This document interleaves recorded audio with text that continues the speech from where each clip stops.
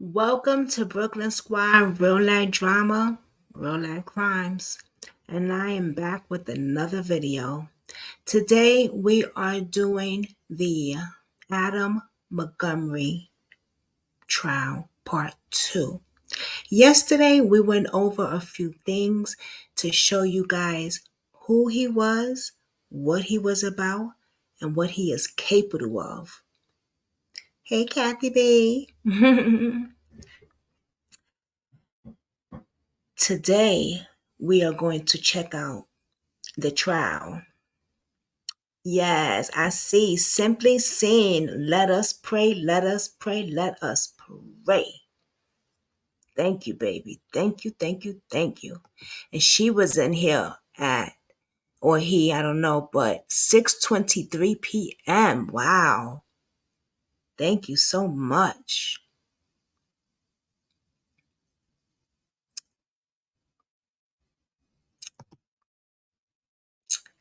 So yesterday we just looked at um who this person was, what he was about, what was he capable of, why was he on trial, who was Harmony Montgomery. So we covered all those facts for a few hours yesterday, right? Now we're going to go into the trial. So I heard Katie, I haven't watched the trial at all because I was so busy with cases today, checking into some stuff. But Katie did, so she already warned me. I got my tissue box ready, my water. Okay. I'm not going to hold you up. But I do want to say, for all my new people and for all the ones who's been here with me, thank you so much for joining. Because not only do I appreciate it, but the victims, like this beautiful little girl, and their family appreciate it too. Okay? Don't forget to hit that thumbs up button. Don't forget to hit that notification bell so you know when I'm going to drop another video. And if I change the times, it will let you know that. So the notification bell is definitely important. Okay? And the thumbs up also. And you can share this video. Please share this video. I'm going to get right to it. I'm not going to talk no more. Let's get right to it. Let me see. I know, Katie, you sent me. Let's see here. It sounds like you had a good one for me. So I'm going to go by the one you sent me because I watch him too.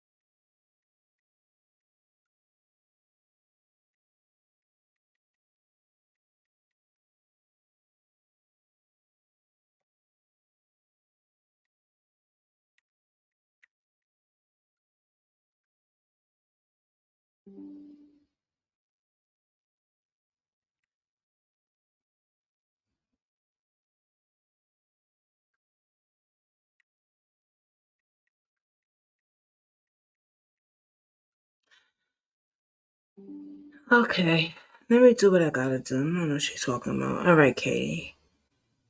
You go to. Let me see who this person is, cause Let me see. Okay, yes, I watched them. Okay, let's get into it, y'all.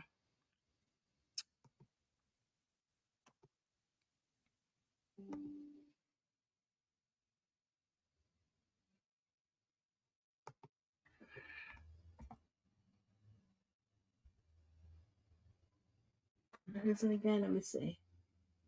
D-U-T-Y. Okay.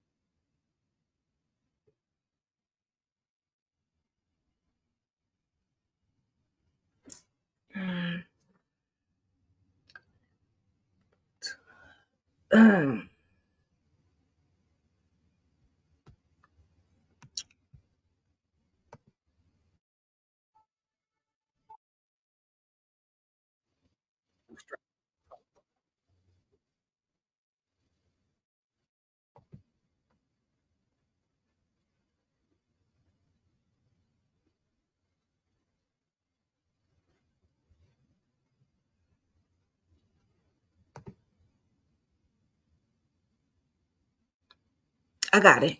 I like him. I've shared his video before.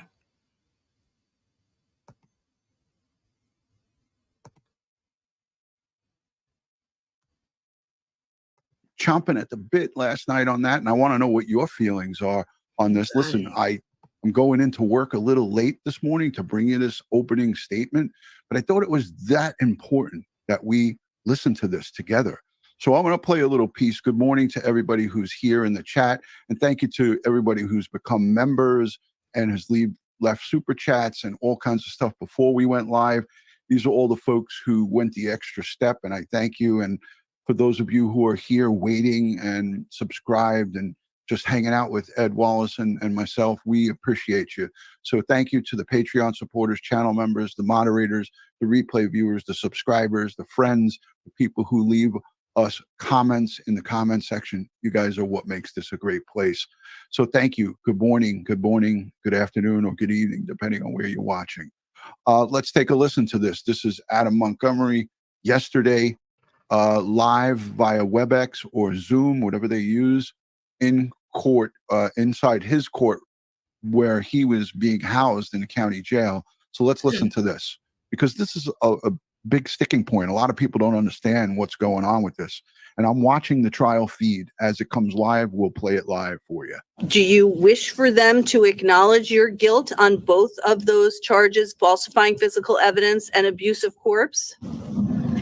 Yes. The surprise announcement came after the lunch break. 17 jurors had just been sworn in and given instructions from the judge, including explaining Adam's notable absence from the courtroom. He is not here today. He has the right to be present, but he also has the right to be absent. You're not to speculate on why he is not here today, and you are not to in any way draw any negative or adverse inference or hold it against the defendant that he is not here today. The jury was just coming back from lunch for opening statements when Adam Montgomery appeared on video from prison to confirm his intention to concede to 2 charges. And that by agreeing to allow them to acknowledge this in opening statements, the jurors can find you guilty of those 2 offenses, relying on that information. Do you understand that? Yes. The abuse of corpse allegations are some of the most graphic descriptions in the affidavit of how Adam allegedly moved Harmony's body to various locations around the city and then tried to condense her remains using lime and brute force. Condense her remains using lime and brute force. This is what makes him a demonic monster. Really, Megan? That's evil, friends. That is evil. Again, opening statements tomorrow, 9 a.m. No word on if Adam Montgomery will be in the courtroom. He will be asked an hour before departure time each day Welcome, if he plans Megan. to attend his own murder trial. We're live in Manchester. Amy Cavino, WMUR News 9. Now, one legal analyst says Adam Montgomery's decision to acknowledge Mama. some of the charges against him shows that he may try to blame someone else for his daughter's death. She says the likely choice is Montgomery's estranged wife, Kayla, who is also a star witness for the prosecution. I would guess that he will point the finger at Kayla Montgomery and say she was the one who did it. And just basically used the logistics of, he is alleged to have hit her while driving, right? So how could he do that? Whereas he will most likely, again, I would anticipate he would have to testify that it was Kayla who struck her and she was distraught, and he had to handle the body. LaFrance also says that strategy could require Montgomery to testify himself. And she says acknowledging abuse of a corpse may also be a sign that he knows where Harmony Montgomery's body is. And while that... Make no mistake, ladies and gentlemen, Adam Montgomery knows where Harmony Montgomery's remains are. Do you guys want me to fast forward right into the trial?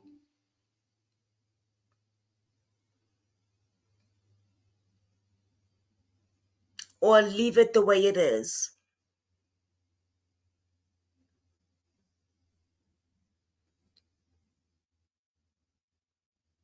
No, it don't bother me. I'm asking y'all.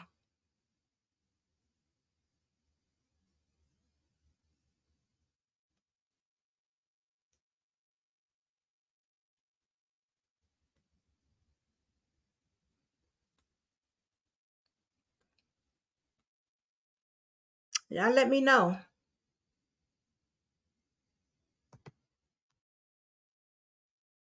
He's just not telling. He is a monster to the 10th degree. He sure And is let a me know monster. in the chat here what you guys think.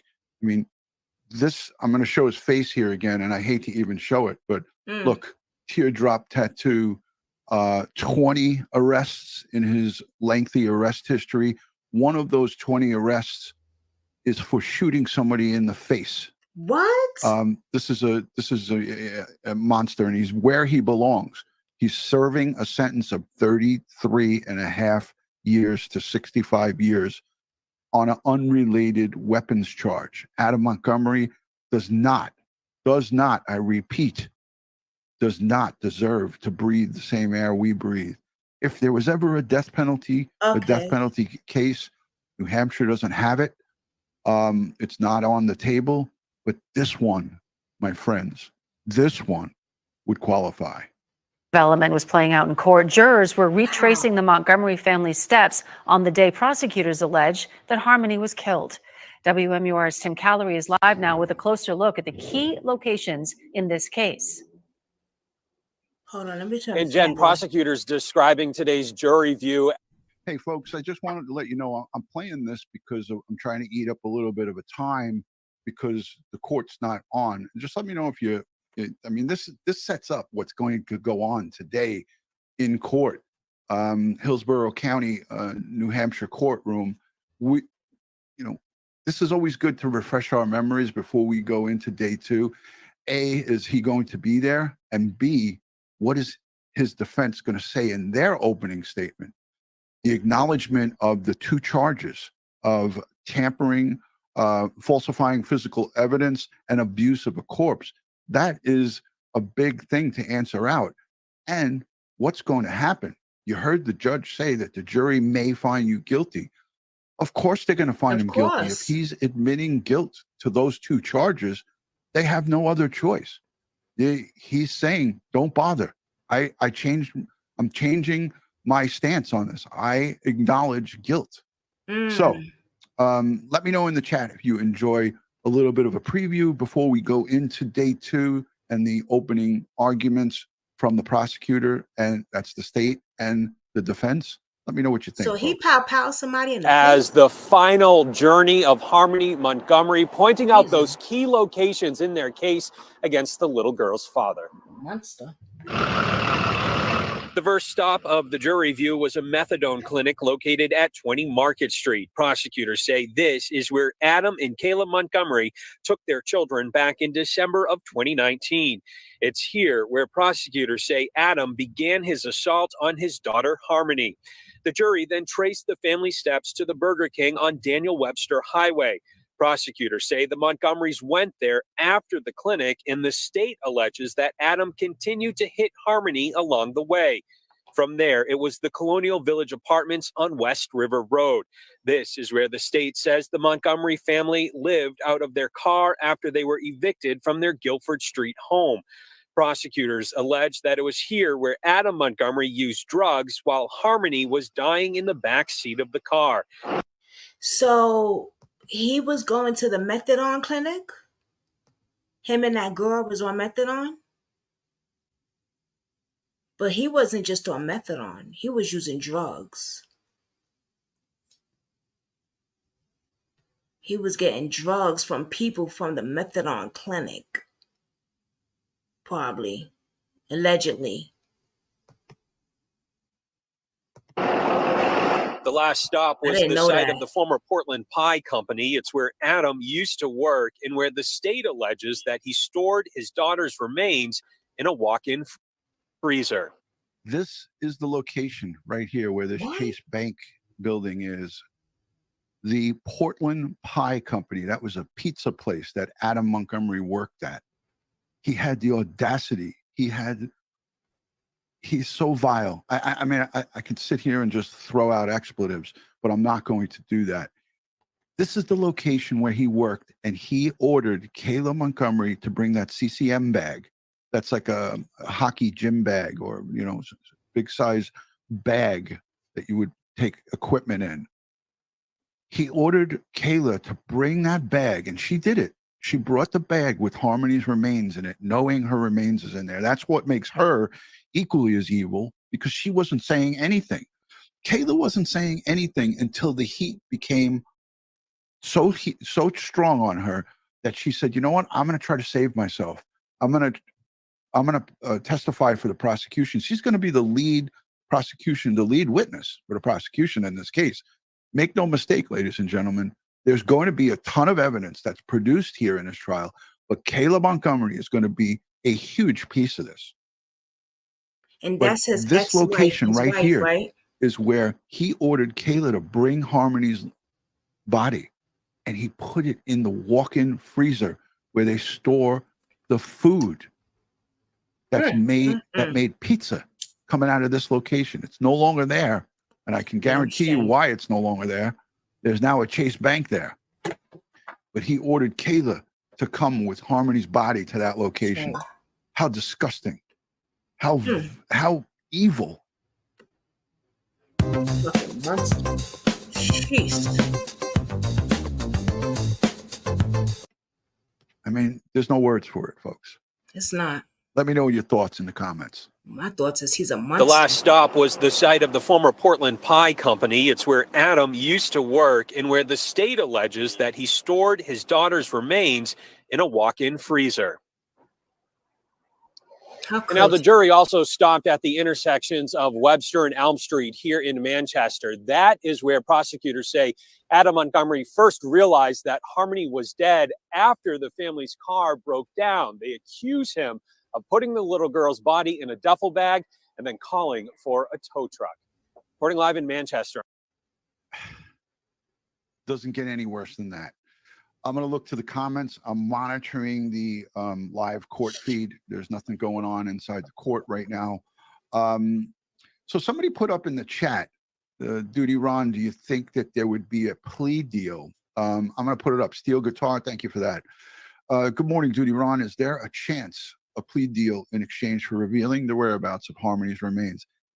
I would think not. I don't think that the prosecutor, and in good faith, would say, we're going to give you a lesser sentence. He's going to get, they have a tremendous amount of evidence against him.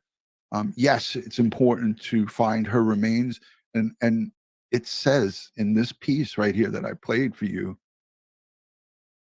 that he basically compacted, crushed her remains. I mean, it just doesn't get any worse than this, folks. What Harmony Montgomery endured is just heart-wrenching. It's heart-wrenching, folks. And I'm just going to play this smaller piece here. He pleads guilty. Well, this is what the judge says. Let's take a listen to what happened inside court yesterday. Again, after the break. This is the full thing. I want you guys to hear the wording that the judge uses and let me know what your thoughts are on this. So I'm going to play this so you guys can listen. You admit to each and every element of the offense of falsifying physical evidence and abuse of corpse. Is that accurate? Okay. And did you speak with your lawyers in detail about that? Yes, I did. And have you reviewed the opening statement in which they will tell that to the jurors? Yes, I did. And so in opening statements, folks, they will tell the jurors that he admits guilt to each and every element of those two charges: abuse of a corpse and falsifying physical evidence. So it's important right there because that's what we will hear.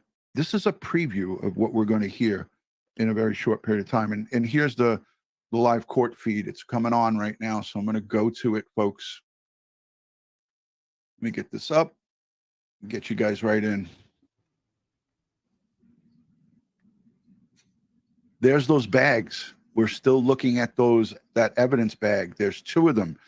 For those of you in the chat who remembers Ed Wallace and I talking about these two bags right here where my cursor is. There's a big bag. We speculated that could be a cooler or some type of bag that maybe this is the bag that they recovered, that they transported her remains in. And then a sub bag. There's two of them right here. So this is the court clerk. The judge is on the bench. Once the audio feed starts coming through, we can hear some talking in the background. I will zip it for you guys. This will be where Adam Montgomery will be sitting. He's going to be in leg shackles. I was going to play next the piece that they agreed, the defense and Adam Montgomery agreed that instead of being hands shackled, or hands restrained, he's going to be in leg restraints. So he's going to have leg shackles on, so his hands will be free. I as a court, like, you know, I've been in and out of court a lot of times. A guy like this, I would have felt more comfortable with the arms, just as we saw in many other trials where there's violent or unstable defendants. I would have liked to have seen him with arm restraints and leg restraints as well, or more so the arm restraints than the legs, because the arms are dangerous.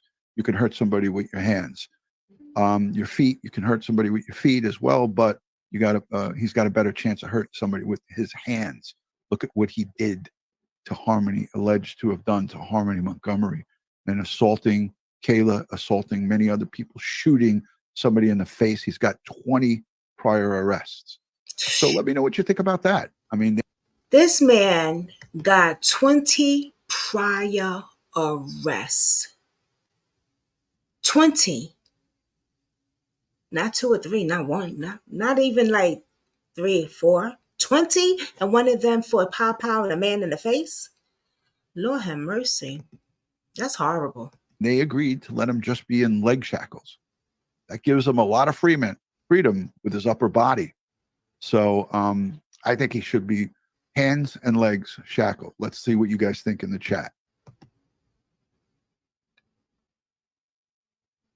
Yeah, Darlene, you're a New Yorker. You agree? I mean, anybody would agree. It doesn't mean what do y'all think? Yorker. I was about to say that. Why was he even free after that anyway? Yeah. Mac Randall Jr. says he should be in full restraints. I agree, brother. Should be in handcuffs as well. Absolutely. Shame. Wow.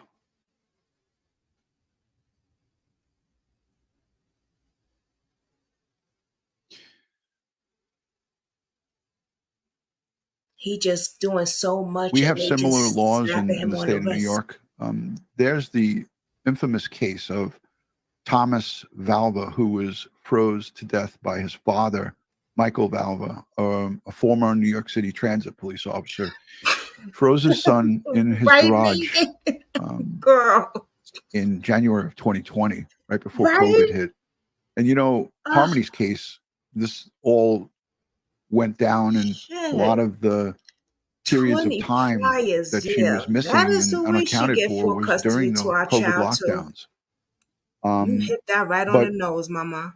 in the case of Valva, we had second-degree murder charges against the father and the step monster, and there was so much outrage that why wasn't You it hit that first-degree on the murder? nose. They starved this kid. They made him go to the bathroom outside in the freezing cold. They What? poured hot, cold water over him and basically froze him. He froze to death inside the unheated garage in the winter here in New York. And he only got charged with second-degree murder because that's what the law states. There has to be other mitigating crazy. factors put in They talking about another to the case. charges to get first degree. And I don't agree with it, but it is what it is. Candace, good to see you. Thank you for being here. Rebecca, always good to see you. Danielle says he should be 6 feet under. The judge doesn't give him the choice. It's the law. It's the defendant's right. So JD, let me just clarify that. The judge said, you let us know if you want to show up. So I don't know. You know, that's what it is under the law. This is the big screen TV that they will be showing evidence and maybe some type of illustrations. Maybe they listened to Ed Wallace last night when he said that they should have had some type of some type of presentation. But this is a big screen TV, and they're focused in on this. So we're waiting.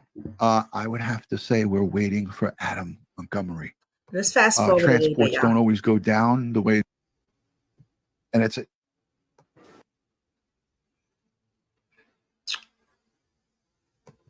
And child. Welcome back to this U.S. Open office plan. Miller just lobbed a message way over Jones's. Interesting look into. It's pretty tall. Yeah. I like the other guy too. You may be seated. Good morning, ladies and gentlemen. As I said to you yesterday, we hoped and planned that we would begin with opening statements this morning, and that's exactly where we are. So when the state is ready. Thank you.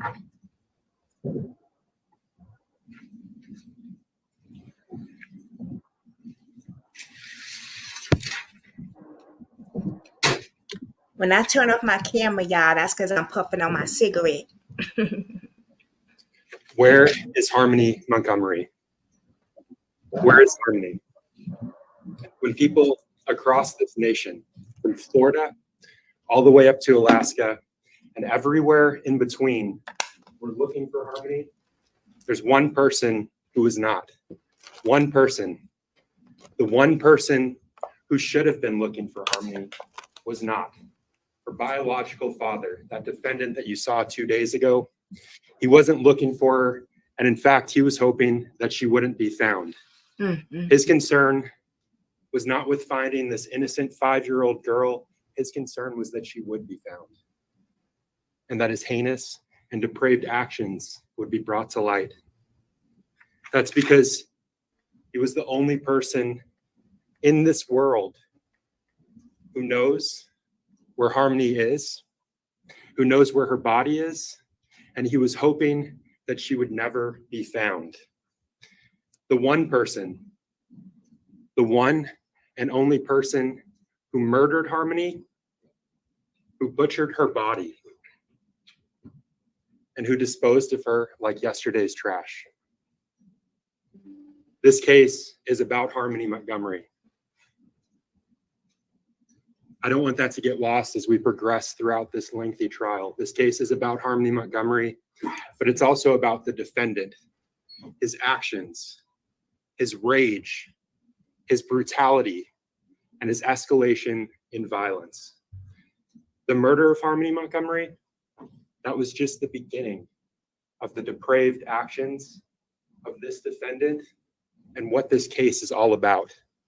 It's about a man who, for 2 years, evaded apprehension, didn't have to answer for his crimes, had no appreciation or concern about Harmony being missing, because he already knew she was dead.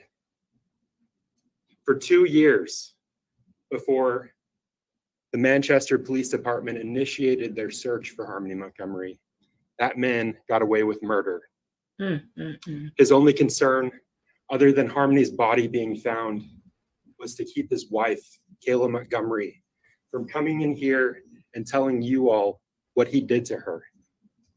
His heinous actions, his cover-up, what she witnessed. For 2 years, he got away with butchering a 5-year-old girl. And that defendant made sure that Harmony would never be found, that she'd be gone without a trace. You'll see, he believed that if there was no body, there could be no evidence of the horrible things that he did to her, and he would get away with it. And so he went to great lengths to cover up his crimes, to cover up beating Harmony to death for a bathroom accident. He went to great lengths to cover up his conduct. Beating Harmony to death because she soiled herself. And he thought that if he destroyed the evidence, what remained of Harmony, if he destroyed Harmony, he could never be charged. He was careless in this meticulous cover-up. He made mistakes. We're going to hear about those mistakes because it's evidence of his crimes. It's evidence of what he did. So let's talk about the evidence in this case. On December 7th, 2019, the defendant beat Harmony to death because she had a bathroom accident, something she had no control over. She'd peed her pants, and he murdered her in a series of attacks, of brutal strikes that began that morning in the car that she was living out of and ended in the Burger King parking lot that you all saw yesterday on The View. He carried her body with him for months. For months, he carried her body, and he discarded her with zero appreciation for the life that he'd taken, just a fear of being caught. And in the months that followed, he beat, he injured, he terrorized the only witness to his crime, the only person that could come in here and tell you what he did. She was his loose end, Kayla Montgomery, his wife. He conditioned Kayla through force and through threats with the purpose of making sure that she would never come in here and tell you what she'd seen, what he did. Beating Harmony to death for another accident, destroying her body, freezing her, thawing her, squeezing the liquid out of her. Sick. Compressing her body into a bag like this one.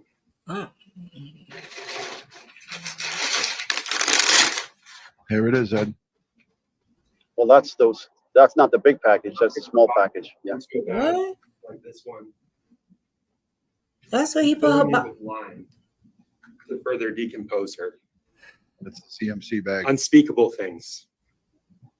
And this is what he did to the only witness he left alive. She was beaten, she was conditioned, and she was living in fear. She was in a nightmare with no end while he dragged around Harmony's body for months. Okay, hold up. And I want to pause here for just a moment.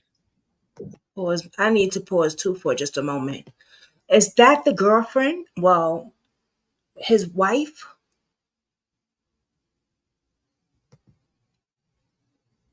The one who allowed it to go on?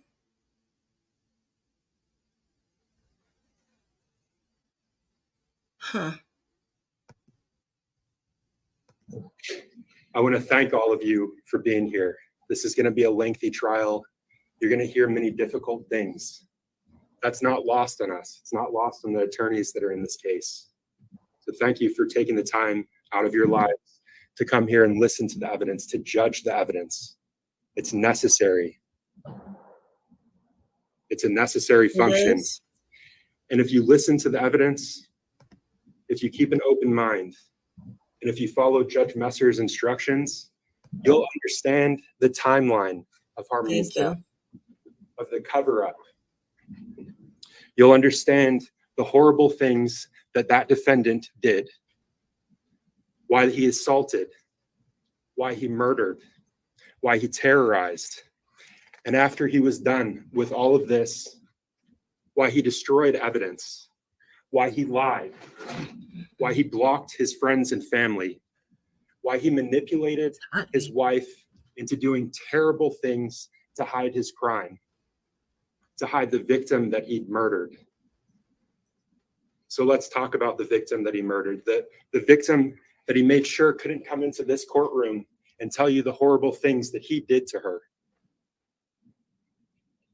My God. Her name is Harmony Montgomery. Face of innocence. Angel. That's the face you want to remember. That you're going to hear of Harmony during the course of this trial, some of them horrible.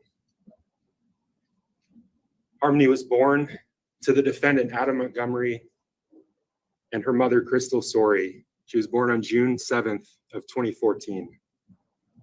She was a daughter. She was a sister.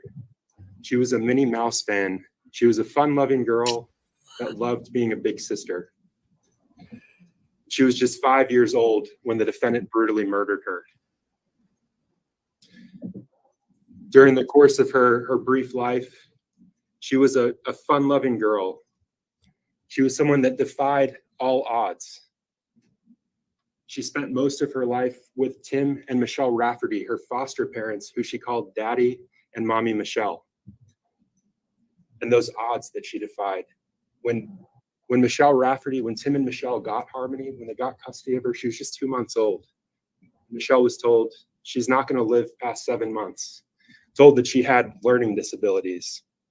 Still, you'll hear that Harmony was an intelligent girl. She was a curious child. She was a child that ran with other children, played with them. She was potty trained at a very early age. At a very early age, she was potty trained, and that'll become important as we progress throughout this trial. So keep that in mind. Harmony was potty trained at a very early age. She wasn't someone that was bound by limitations. And you'll hear that when she lived with her mommy, Michelle, and her mommy, Crystal, she was thriving. She was thriving in school. She was thriving with her peers. She was a child like any other. She was full of life. But that's just one description of Harmony, and I told you there are more. The defendant got custody of Harmony in February of 2019. At that time, she was only 4 years old. And the second description is darker. It comes from the 10 days before the defendant murdered her. And we'll talk about that more as we go along. The 10 days before he murdered her. In the second description, not the one where Harmony's thriving. In this one, she's scared. She's skinny. She's constantly exhausted. And she's bruised. Jeez. At this point in Harmony's brief life, she's not able to control her bladder. She's not able to control her bowel movements. She's soiling herself. And during this period, the time when the defendant had her, those 10 days. I'm wondering if he sexually abused his daughter also. Because he is a monster and he's doing all this to her. And she is unable to hold her bladder and stuff like that. You know what I'm saying? So I'm just wondering if he took it to another level and did that as well. Which is horrible, the things that I'm hearing already.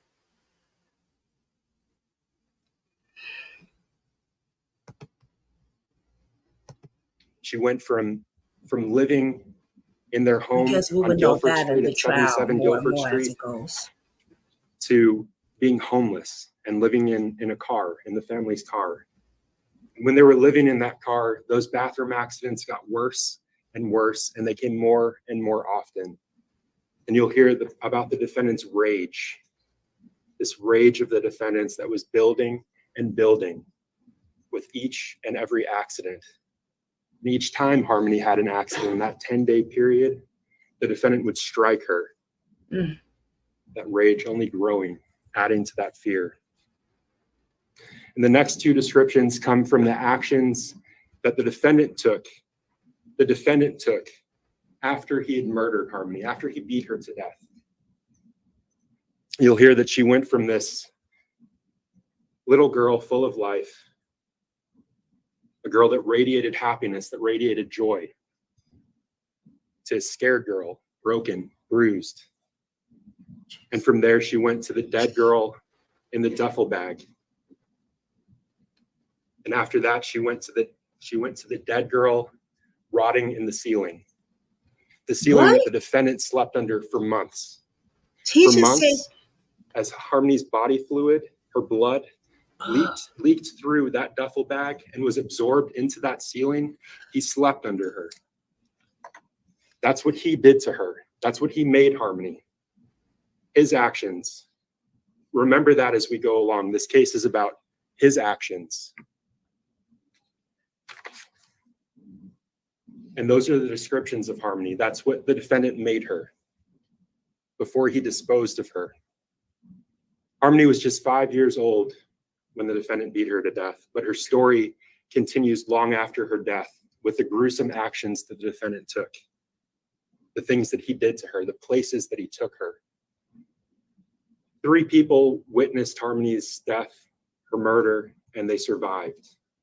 Her 2 younger brothers, one just 5 months old, the other 2 years old, and her stepmother, Kayla Montgomery. Back then, Kayla was the defendant's wife. She was mother of his 2 small children, his 2 boys.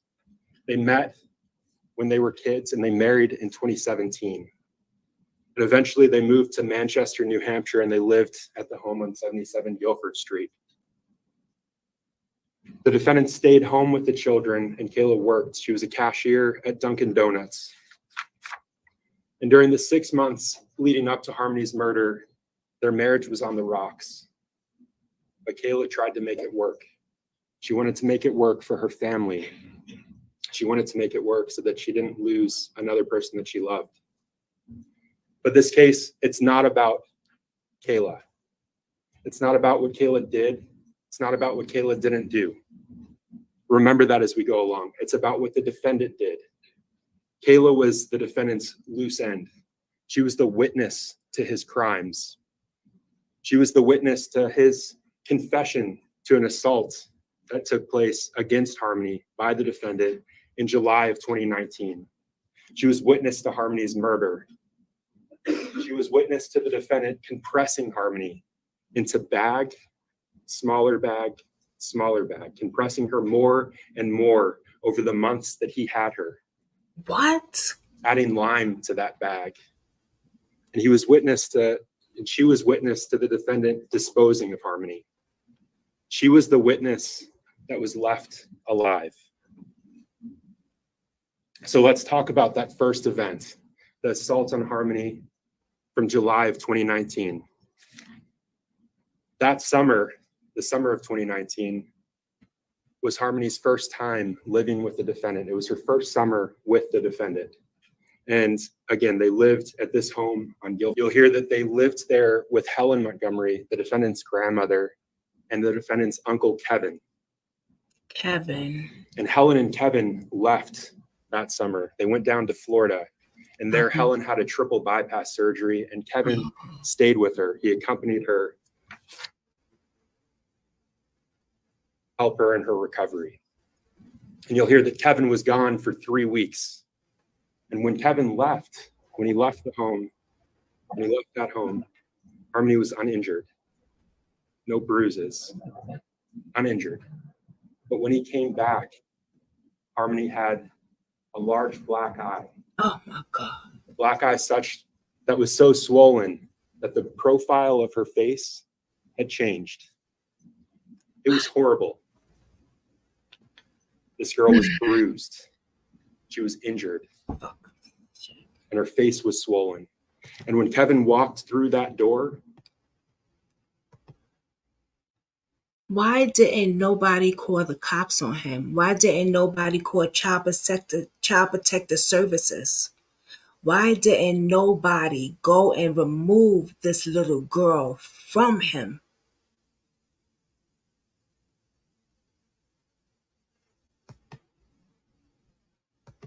He saw Harmony, and this immediately stood out to him. This was his niece, his great niece. And the defendant was standing next to Harmony, and he said, Harmony, what did you do? What happened to you? What did you do? And Harmony didn't even have time to answer. The defendant interrupted and said, she didn't do nothing. I bashed her around this house. I beat the dog shit out of her. That's what he told his uncle about Harmony, what happened to her, how she got that injury. I beat her. I did that.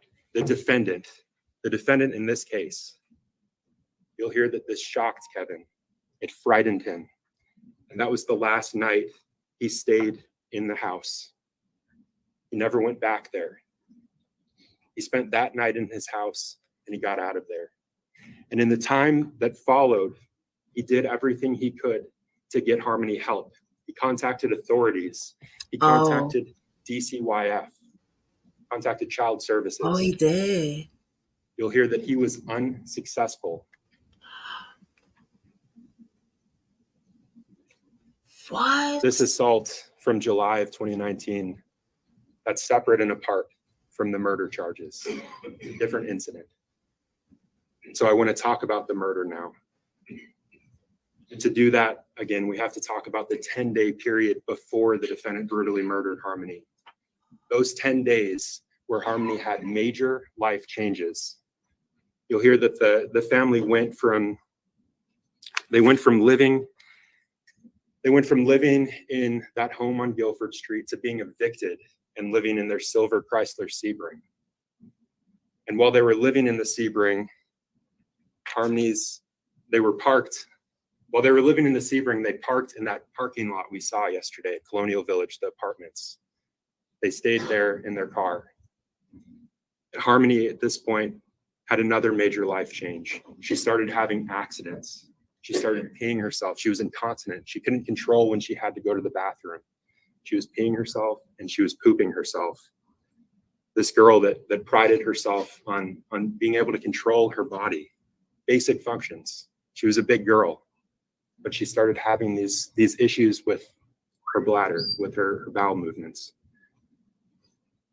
And you'll hear that when they moved into that vehicle, when they started living there, those accidents got worse and they came more often. She wasn't letting the defendant know when she had to go, and she was creating a mess each time.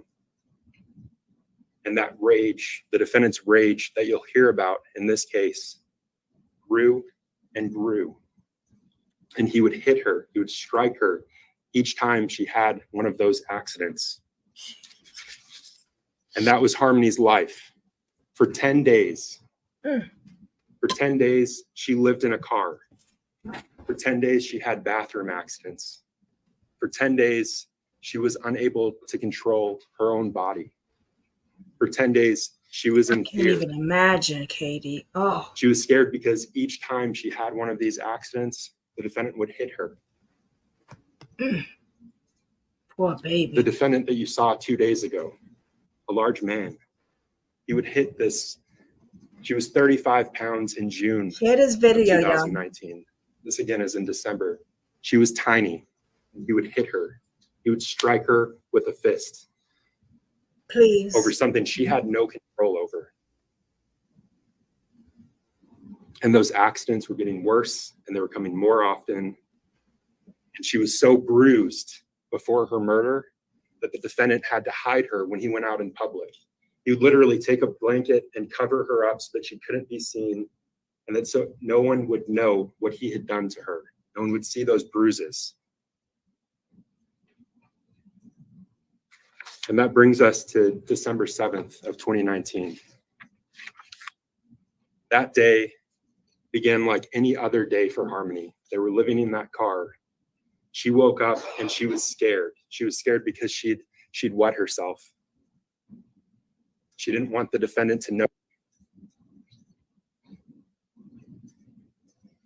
She'd wet herself first thing that morning, and she was afraid. And just as she feared would happen, the defendant smelled what she had done. And for that, he hit her. He struck her in the face, and he drove his car. He continued on with his day as if he had done nothing. He struck this little girl in her face, in the side of her head.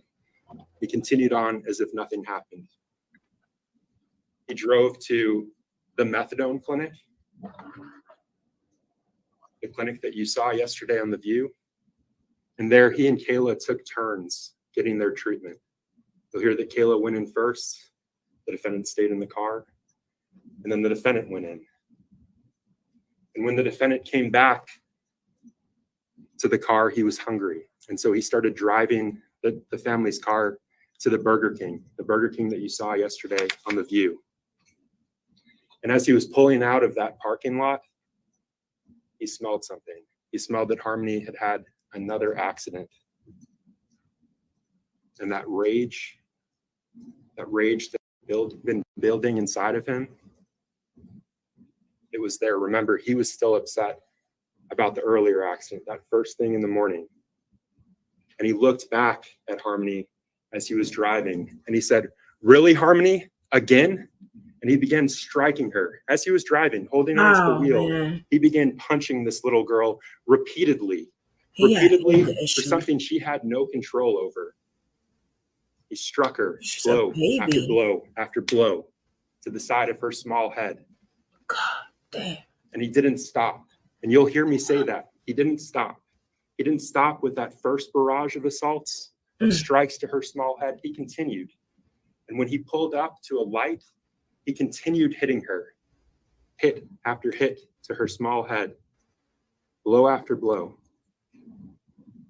Now, during this barrage of strikes, Kayla, who was in the passenger seat, seated next to the defendant, seated in front of Harmony, she put a hand up. She tried to block what this defendant was doing to Harmony. She tried to stop him. You'll hear that in that moment, he looked at her as if to say, "You're next." And she was scared. And she looked forward and she put her hand down, and those strikes to Harmony continued. And when he pulled up to another light as he was driving to that Burger King parking lot, he continued striking her. And after that last strike, he looked at Kayla and he said, "I think I really hurt her this time. I think I really hurt her this time. I think I did something." And he didn't stop.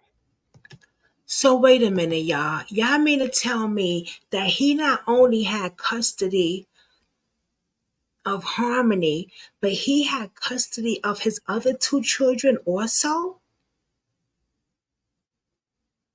Because his other two children were in the back seat next to her when this happened. Oh my, I didn't know that. Oh my gosh. Unfreaking believable. I would sue the hell out of CPS, ASS, PCS, whatever the hell they call these people. Unbelievable. He continued with his drive. Pulled into that parking lot at Burger King. Wow. And ordered his food. I didn't know that, y'all.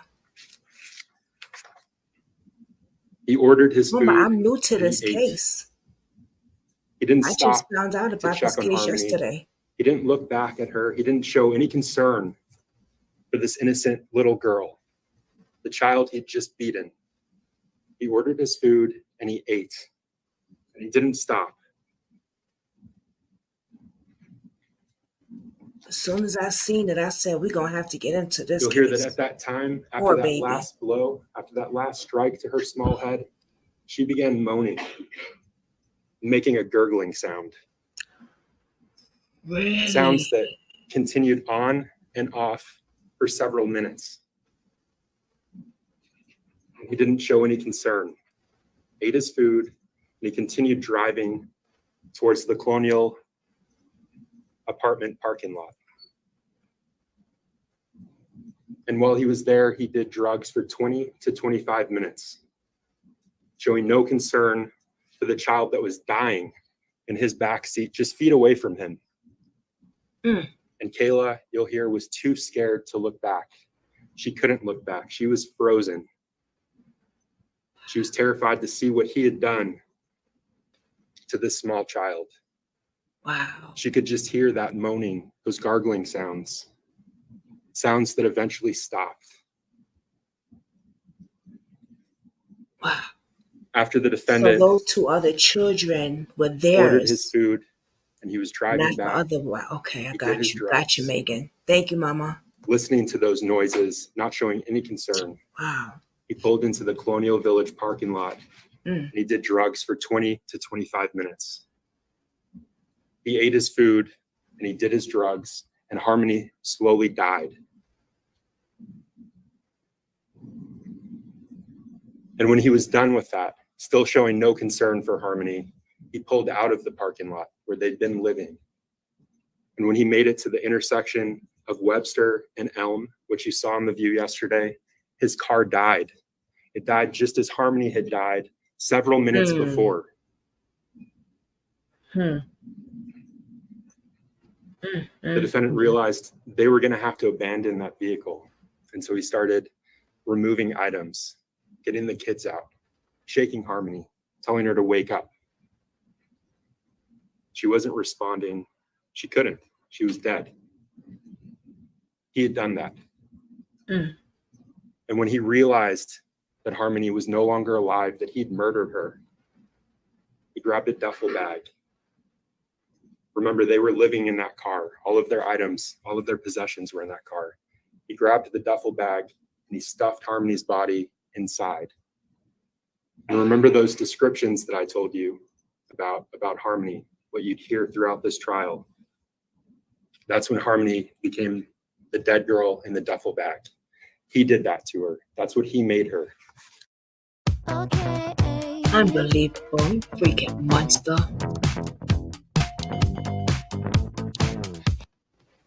I can't stop the commercials, y'all. The defendant stuffed her into that bag and he went on about his day as if nothing happened. But Harmony's murder, that was only the beginning. And remember what I told you in this case? It's about the actions of the defendant. They didn't stop. Hold on. And you know what? I can't even say, oh, he was a drug addict. He didn't know any better. That's bullshit. I can't even say that because I'm in recovery for 5-6 years and I could have never done nothing like that. Never. Yes, drugs play a part, but he had made a decision already. He had already made a decision. This is a monster.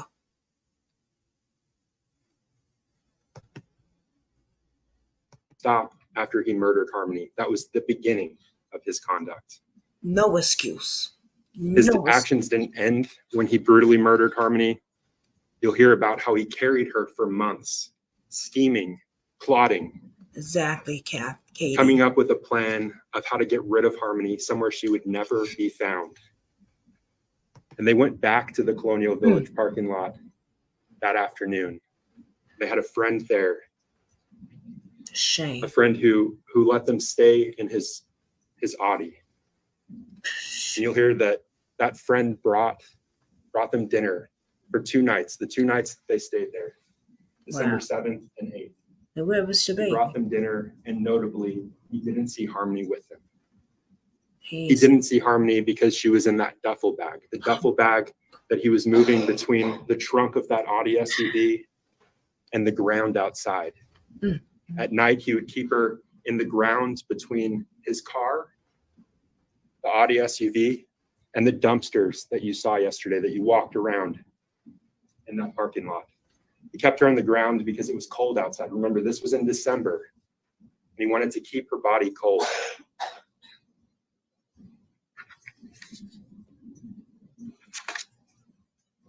Hence the From the backyard Colonial search at Village Guilford. parking lot, they Right, Ed? went to his mother's home, and they stayed there for the rest of the month.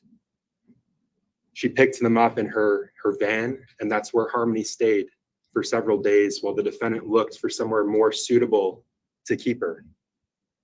And he found something more suitable in the entryway of Christina Lubin, Kayla's mother's home. He found this open cooler. And he stored her there for much of the remainder of his stay. He sure did. There you go, Ed. And they left that home on December 30th. Very sick And mind. they went to the Families in Transition Shelter. It was at the Families in Transition Shelter that the defendant began to discuss disposing of Harmony, getting rid of her. He believed, you'll hear, he believed that if there was no body to find, there would be no evidence of what he'd done, and he would get away with this heinous crime. And so he began to discuss disposing of her.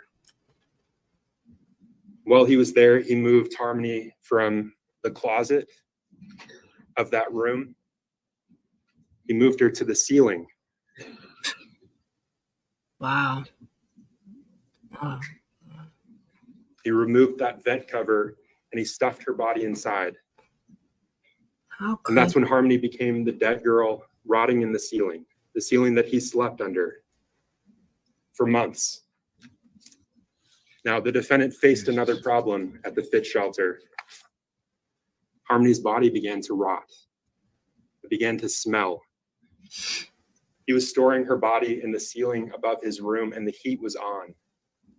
And the heat was causing her body to decompose more and more by the day, to rot more and more by the day. And it was smelling. And other tenants, other people that lived there were complaining about those smells. So he had to take her body out of that ceiling. He brought it to the bathroom and he compressed it. He compressed and contorted her body into this bag, into a bag like this.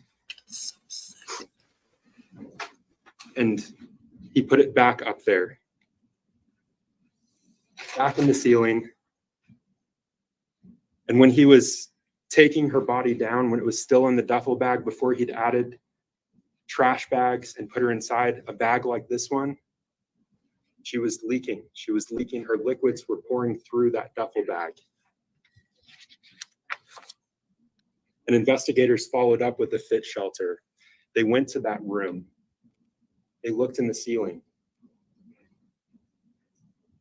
And when they took that vent cover off, they immediately smelled decomposition, a smell associated with dead bodies, rotting bodies. They smelled decomp. Still present 2 years after the defendant had removed Harmony's body from the ceiling. And they saw deep stains in the drywall where Harmony's blood had been absorbed. Jesus. She was there for so long. That blood was tested. It was sent to a lab in Florida and tested. And that lab in Florida confirmed that that blood was Harmony. Yeah. Poor baby. Something the defendant missed. Remember, he was careless in his meticulous cover-up. He made mistakes. That's going to be one of them. That blood in the ceiling, Harmony's blood in the ceiling, all that remained of Harmony, the defendant made sure of that. And surrounding that blood, surrounding this blood, surrounding what was left of Harmony, the defendant's fingerprints, his palm prints, frozen there for time. Very So at sweet. the shelter, the defendant had a problem. He was living in a shelter. He didn't have access to a freezer, and Harmony's body was beginning to rot and stink, and it was getting worse and worse by the day. People were complaining. This wasn't good for him. And it was around this time he started working at the Portland Pie Company, which used to be here in town, since closed. He worked there for just over a month. He was a dishwasher and a cook. And that CMC bag, the one that looked like this, that accompanied him to work. It stood out to people because he placed it in the freezer during his shifts. He brought it with him regularly to work, and he stored it in a freezer where the company kept food, ingredients.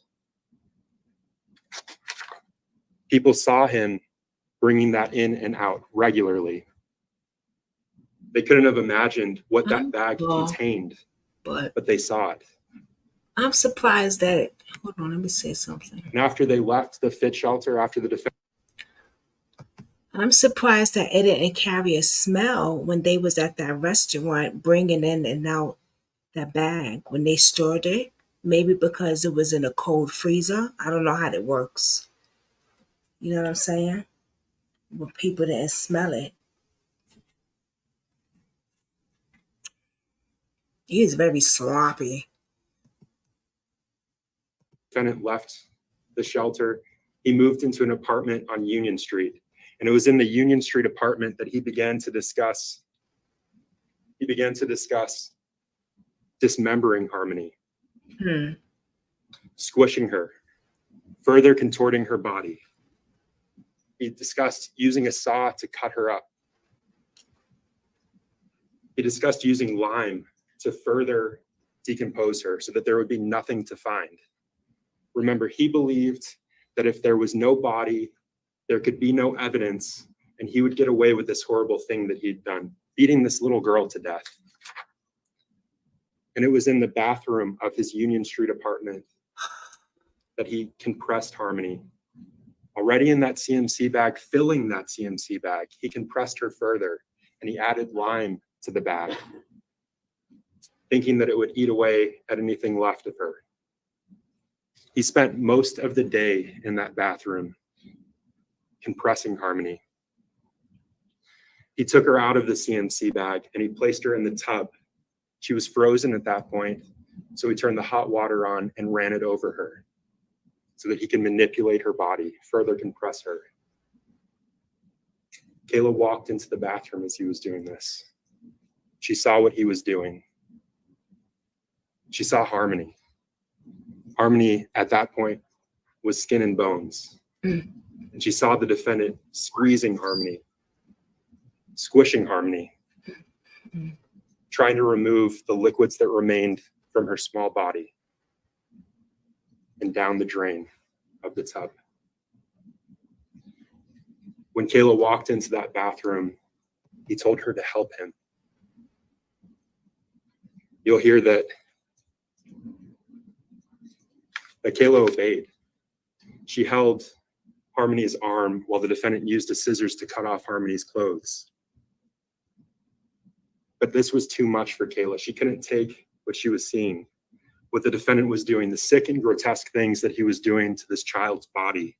And so she went to the living room to be with her two sons, to make sure that they didn't walk in and see what he was doing. Why she didn't call the cops? So in that bathroom, the defendant shut the door behind her. And that once bulging CMC bag, the bag that Harmony's body filled, he compressed it enough to add much of a 40-pound bag of lime. And he took breaks from the horror show in that bathroom. And during one of the breaks from working on Harmony's body, he said, I can put her in pieces. I can put her in pieces. I can cut her up.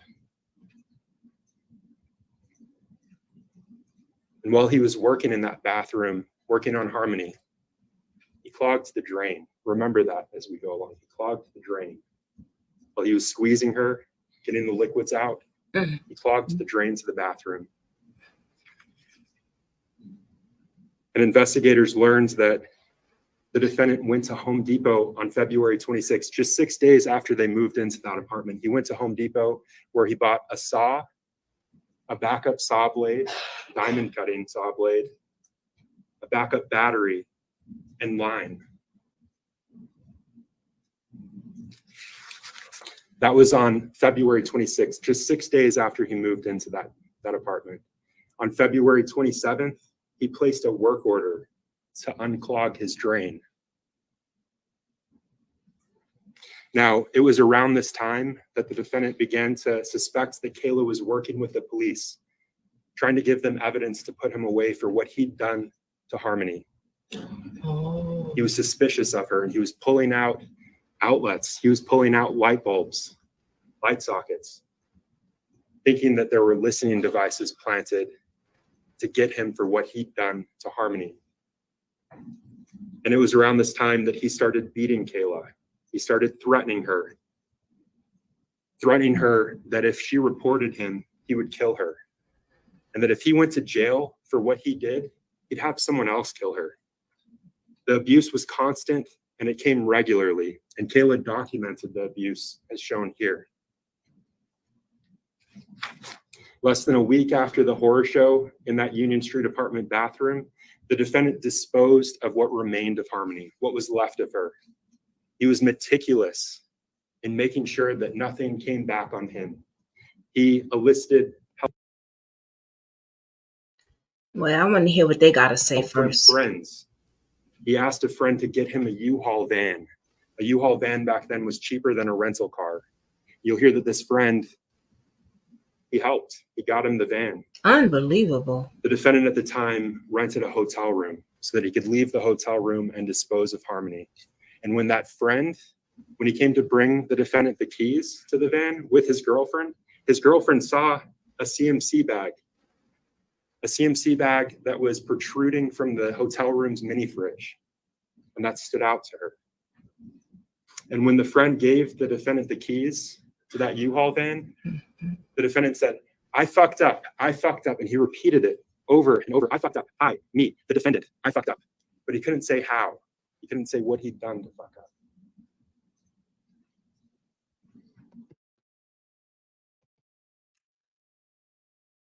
People knew about this little girl. No one's seen her. What they think happened? Where was the mother?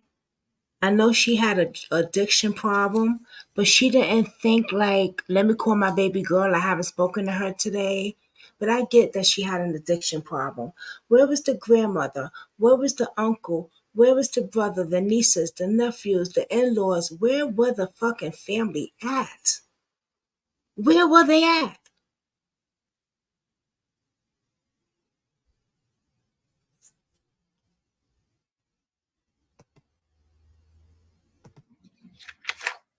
That was on March. And for CPS, I would sue the freaking ball mac out of them. I don't know what that word was I just made up, but I would sue the balls mac out of their asses. The state would have a problem of with 2020. me. The defendant left in the middle of the night. Because I ain't got a headed problem south. suing mother effers, trust me. And when the defendant left, he told Kayla that he wasn't going to tell her where he was going to dump Harmony, where he was going to dispose of her. He didn't want her to have that information that she could later use against him. He was in control. He had all the pieces. He wasn't going to have someone know where evidence of the girl that he had brutally beaten was. He made sure that he was the only person that knew what he'd done with her. Remember, he believed that if there was no body, he could never be charged. He could never be charged with this heinous crime. And when he left the hotel room that night, he headed south to Mass, and he made another mistake.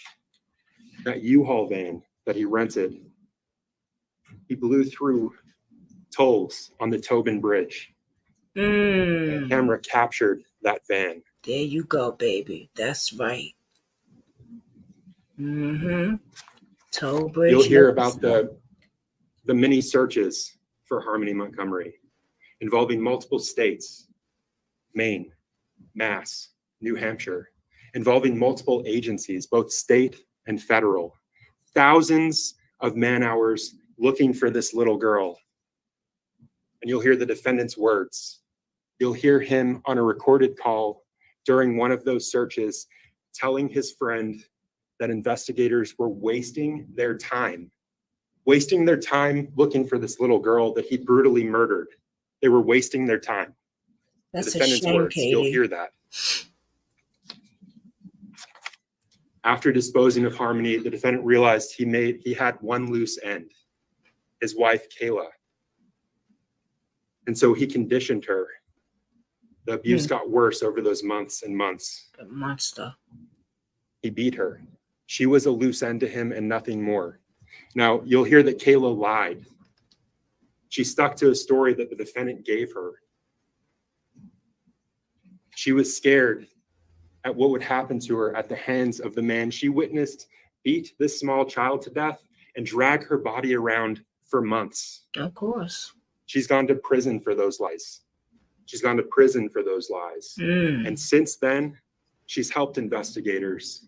She's helped investigators find proof that Harmony is dead. That blood in the ceiling with the defendant's fingerprints.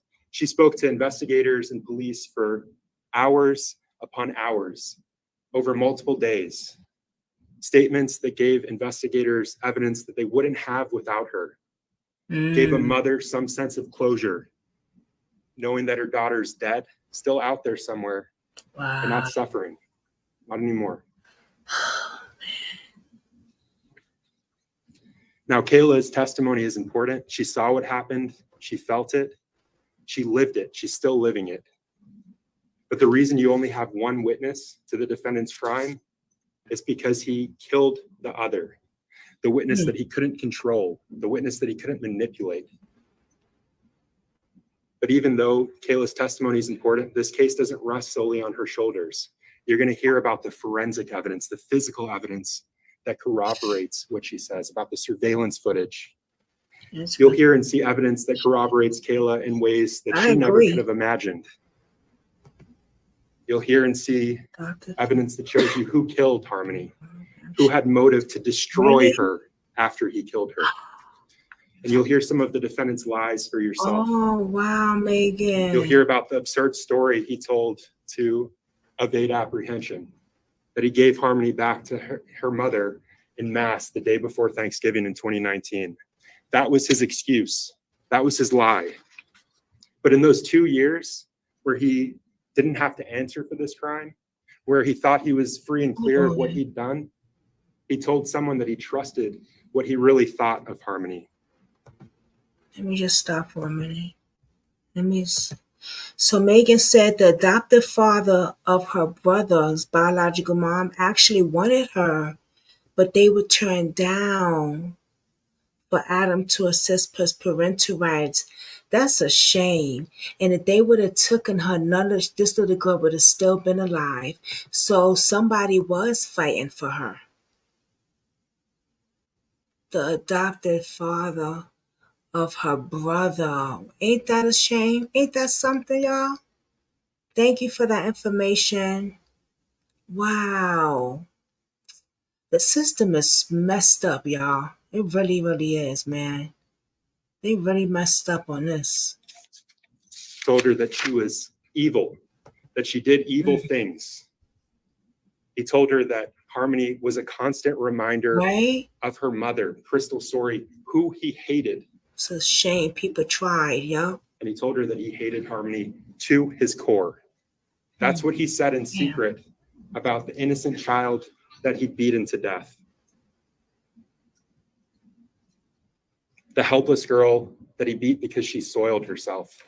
He hated Harmony to his core, and the evidence is going to show that he did everything to destroy Harmony after he beat her, to hide his crime, to hide evidence of what he'd done. And for what the defendant did, he's been charged with multiple crimes that the clerk read to you yesterday in open court. And the evidence will prove that he's guilty of each and every one of them. He's guilty of the second-degree assault for beating Harmony. Has Kyra texted you back? I don't want to talk about it. How was the math test? Don't want to talk about it. In that July 2019 incident, for bashing her around the house, for beating her off every wall in the house, for kicking the dog shit out of her, for causing the black eye, causing that injury to Harmony. Just like he's guilty of reckless second-degree murder for beating Harmony to death in the Chrysler Sebring on December 7th, 2019. He's guilty of falsifying physical evidence, for mutilating Harmony's corpse, for destroying her, for putting her somewhere she would never be found. And he's guilty of tampering with a witness, for beating Kayla, for threatening her for compelling her to stick to the story that he gave her. And he's guilty of abuse of a corpse for his conduct in the Union Street apartment bathroom, for compressing Harmony into that small bag, adding lime to it. Those are the crimes the defendant in this case committed. That's what he's guilty of. The defendant committed multiple violent crimes against a small child, a helpless child. In December 2019, he assaulted and he murdered because of that rage, his rage. He destroyed Harmony so that he could never be caught. And he beat Kayla for control. That's what the defendant did to his victim in this case. And at the conclusion of this trial, that's what we'll ask you to find him guilty of. That's right.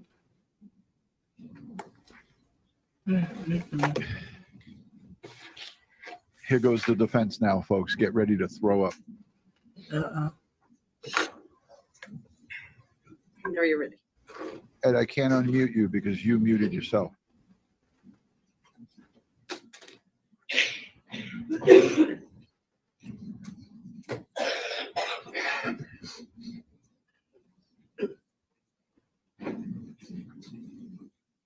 The defense.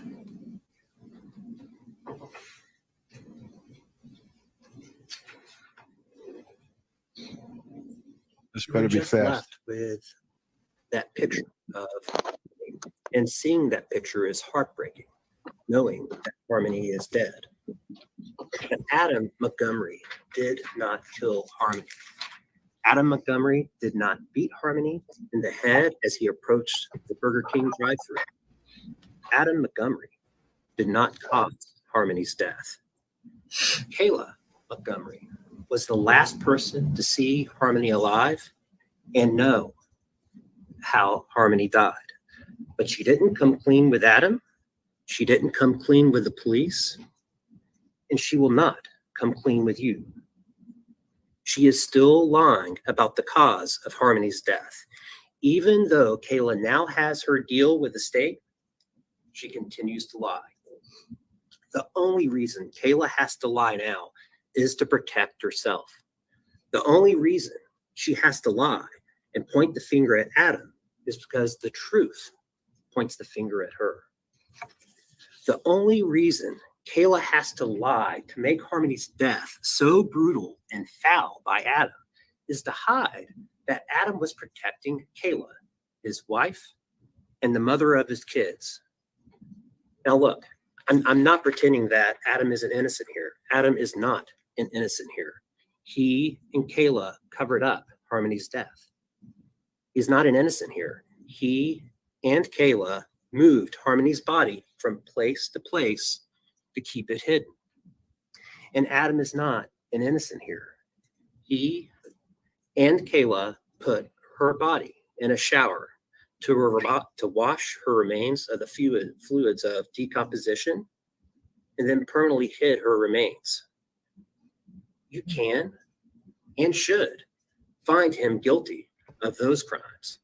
But in committing those crimes, I was thinking that too, sticking with Katie. a story that protected his wife, Adam set himself up for Kayla's betrayal. Her betrayal to accuse him in the most vile way possible of what he did not do. To accuse him of brutally killing his, not her, daughter, when she knew that was not what happened. The evidence that will show you that Adam did not brutally murder Harmony will come mostly and very reluctantly from his accuser, Kayla. Not from other witnesses or the physical evidence, but by showing that Kayla's lies continue. And the only one protected by those lies is her. Because only she, other than an infant and a toddler, was around when Harmony died. Only she knows the truth, and only she has benefited from all the lies she has told. November 27, 2019, a day before Thanksgiving. Adam, Kayla, Adam's daughter, Harmony, toddler son, Seamus, infant son, Declan, were evicted from their home on Guilford Street in Manchester. They began living out of their Chrysler Sebring. In the following week, when Adam was running around trying to make money to get them out of their situation, Kayla was left cooped up in that seemingly increasingly smaller by the minute car with a 5-year-old child, not her own, a 2-year-old toddler, and a less than 1-year infant, all of whom needed attention, all of whom needed to move around, and none of whom were doing well being cooped up in that car. And Kayla didn't do well either. Adam was off doing his own thing, and Kayla was stuck. Harmony's body was not discovered lifeless in the car at that busy intersection you saw yesterday. It was not discovered at that intersection in the middle of the day on December 7, 2019, as Kayla now claims. Both Adam and Kayla discovered Harmony's cold, lifeless body much earlier, in the dark of night, behind Colonial Village, when Adam returned from his business. Kayla made Adam feel responsible. She claimed not to know what happened. It was Adam's fault for everything they were going through. It was not her fault, she insisted.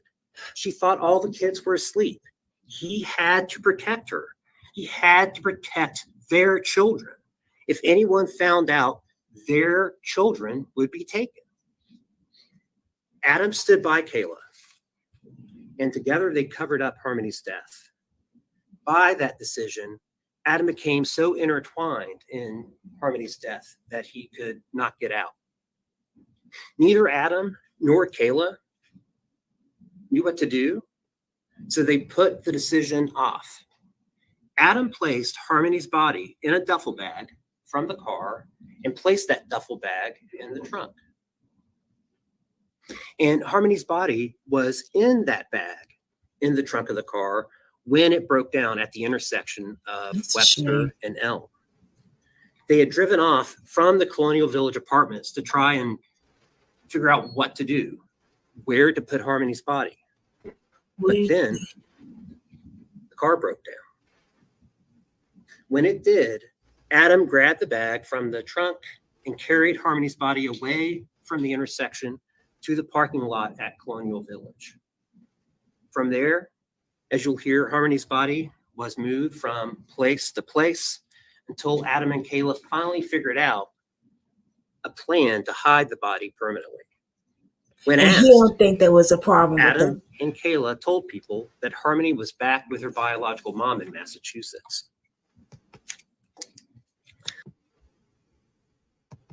You know, he's just as sick as the damn father.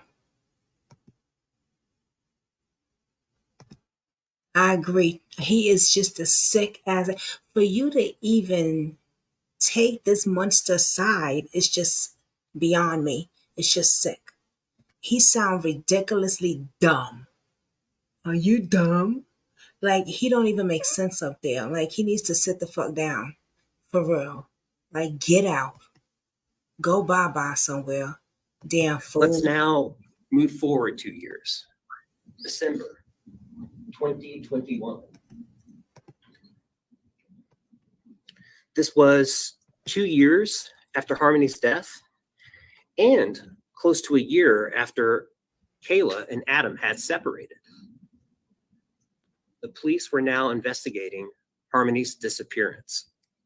They found Kayla and asked her where to find Adam and where Harmony was. Kayla gave the lie she and Adam had used to explain why Harmony was no longer living with them after Harmony died in December of 2019. That Adam had returned Harmony to her mother in Massachusetts. Kayla also told the police that she believed Adam was in Maine. After speaking with the police, she contacts Adam and she told him, quote, "You need to come down here." She told him he needed to return to New Hampshire and deal with the police because she was not going to deal with all this by herself. Adam did what Kayla told him to do and returned. But unfortunately for Kayla, he also brought another woman, Kelsey Small, with him. Adam met up with Kayla and they talked about what to do. That New Year's Eve 2021, Kayla talked to the police again. This time, it was at the Manchester police station. She again gave the lie that protected her, insisting Adam took Harmony to her mother's, and that was all that she knew. And after well over an hour of talking, as Kayla stuck with this lie, the police gave her time alone to think, to write down what she wanted to say, just in case it was too difficult to verbally speak about. And Kayla did take that time alone to think and to write. And this is what she wrote. Quote, "I don't know what happened. No clue. I just know he left to bring her to meet her mom, to give Harmony to her after he dropped me off at work in the morning." And she wrote, "You need to get him to talk. He won't tell me anything. So he obviously did something and isn't saying anything to me." Kayla was ready to point the finger at Adam, but only in a way that protected herself. 5 days later, January 5th, Kayla was arrested anyway, but for something different than what the police had wanted to talk with her about. Instead of being arrested in relation to Harmony's disappearance, she was arrested for something else, what eventually became a theft charge. But she knew the arrest was to pressure her. While in jail, Kayla had more time to think and to scheme. How was she going to get out of this mess that she was in? She knew that the police thought she had information about what happened to Harmony. And she knew that the walls were closing in. Kayla also knew that pointing the finger at Adam was worth something. And pointing the finger would help get her out of this mess. And she thought about how to use Adam to get out of it.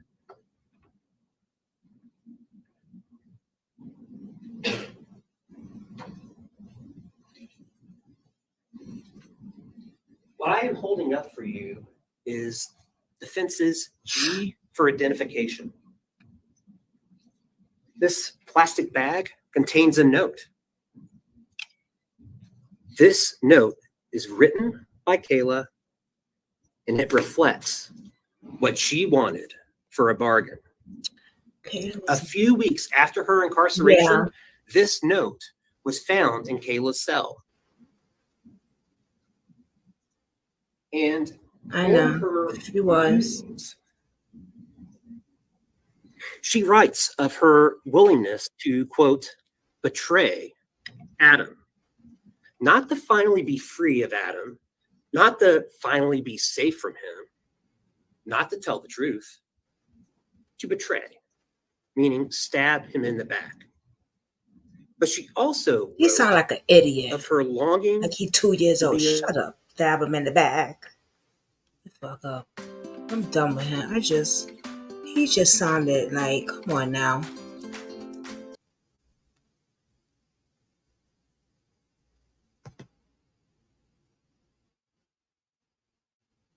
Oh, what happened?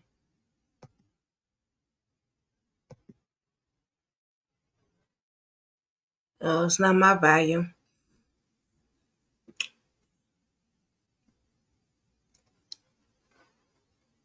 I guess God didn't like him either. And made him on pause because it wasn't my volume.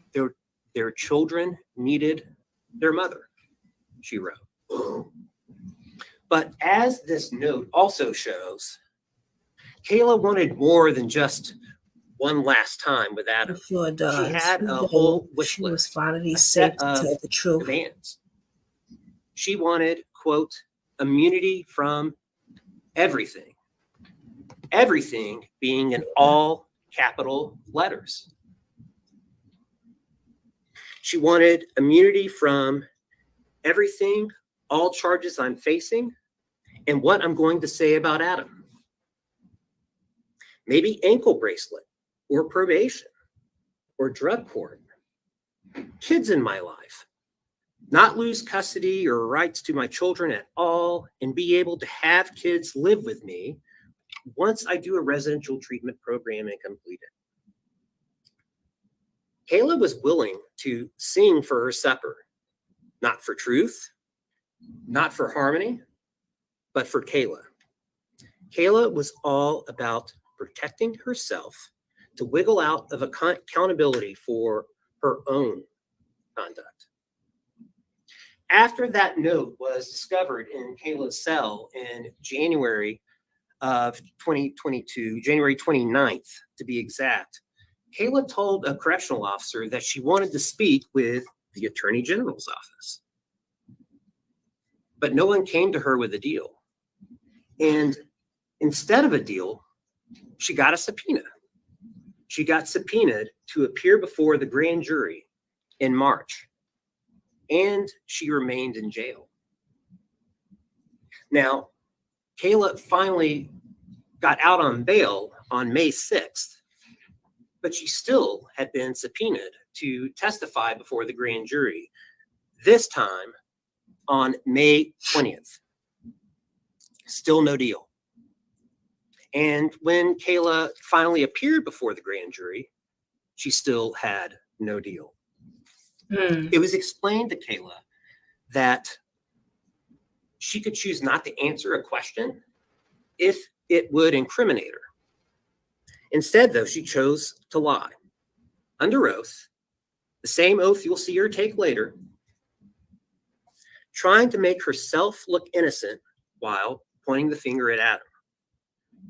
She told the grand jury that Adam had dropped her off at Dunkin' Donuts on November 30th with Harmony and the two boys in the car, and said that he was returning Harmony to her mother in Massachusetts. But even as Kayla insisted that she didn't know what happened to Harmony, a bombshell drops. The Attorney General's office, the AG, told her as she was testifying, she was working at Dunkin' Donuts, that they had her employment records. Was she sure? They asked. Kayla knew then that she was caught. She was caught in a lie. The AG had her employment records, looked at them, and knew that she was not working. And this was not just a simple, honest mix-up of days. Those records showed that the AG's office had, those records showed that she had been fired from Dunkin' Donuts for stealing even before the family had been evicted on the 27th of November. She knew she was caught in a lie. She knew the AG's office could prove it, but she had not developed a new lie and couldn't change course in midstream without a plan. So that day before the grand jury, May 20th, she kept marching forward, hoping that maybe they would believe her anyway. Nothing happened at first after her grand jury testimony was over, but Kayla knew it was coming.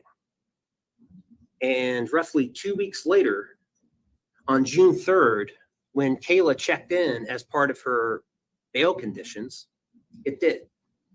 It came. She was arrested for lying before the grand jury.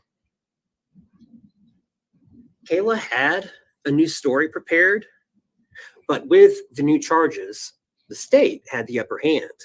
She was allowed to give her new story with the agreement that her statements could not later be used against her. But there was no guarantee of a deal, and instead, Kayla would only get that deal that she wanted if Her statements helped the police figure out what happened to Harmony.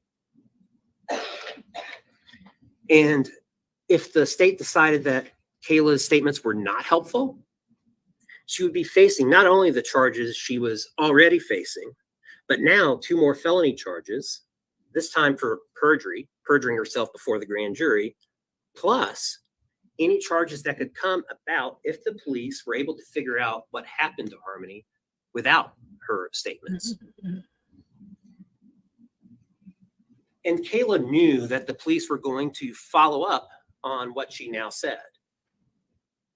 And without something to corroborate this new story she was going to give, there wouldn't be any reason for the police to accept it. After all, she had already lied to the grand jury to point the finger at Adam. So instead of the truth, she told a lie of a brutal killing where she was also a victim.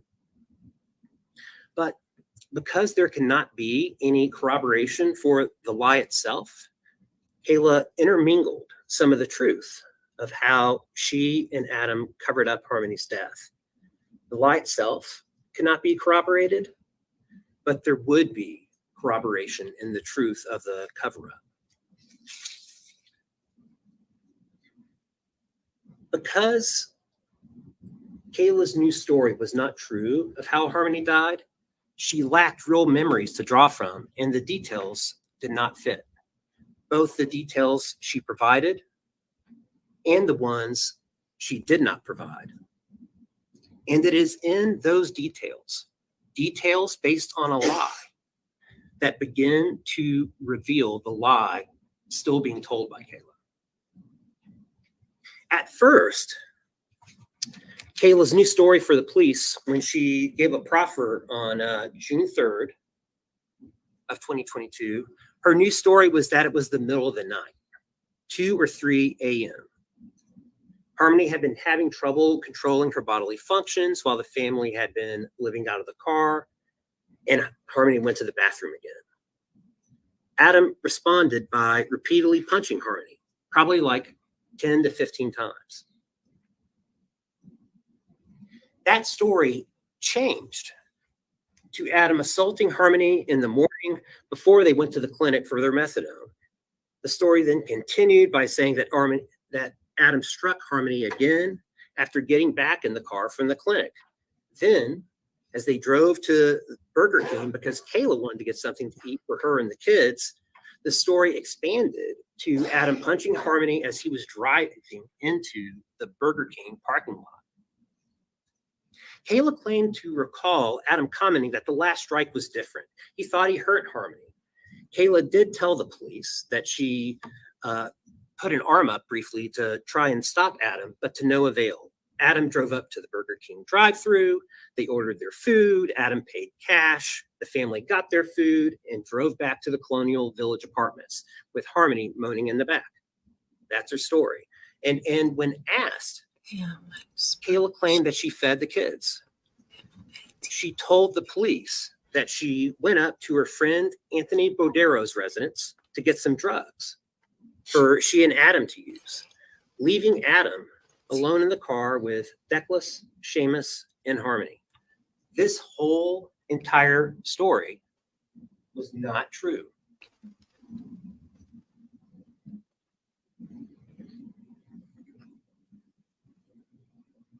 Excuse me.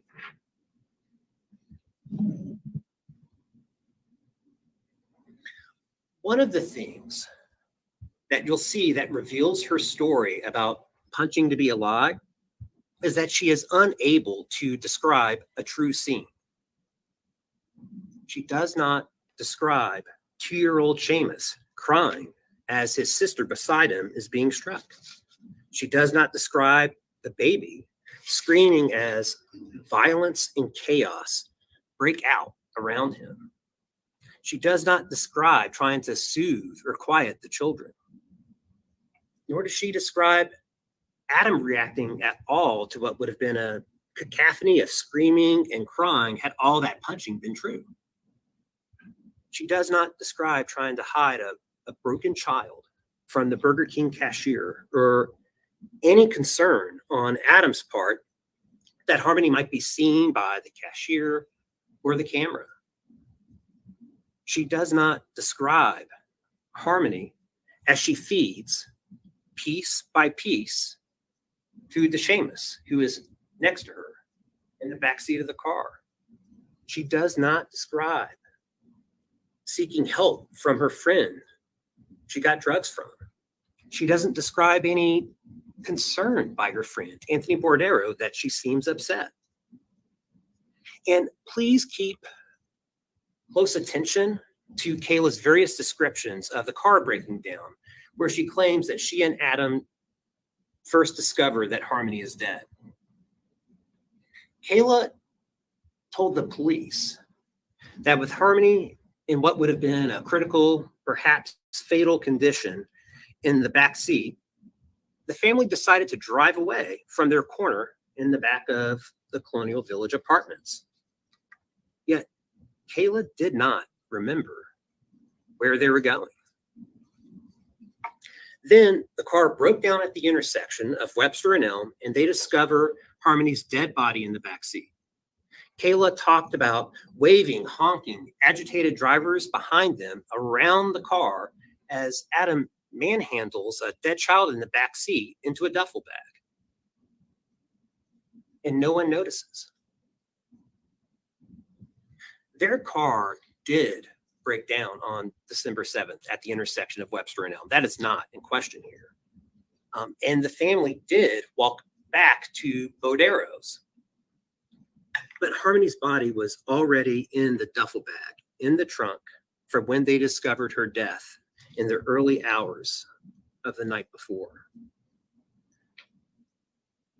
Yesterday, before we broke, the court gave you a partial set of instructions on how you are to go about deciding this case. All right, y'all. We are now live on TikTok as well. We got 49 people that fast that I just got on there. So we're live on Twitch, we're live on Facebook, and we're live on YouTube, and we're live on TikTok. All right. This case is very deep. Let's get into it. Justice for little Harmony. Let's put the prayer hands up in there. Among them was an instruction on assessing the credibility of witnesses.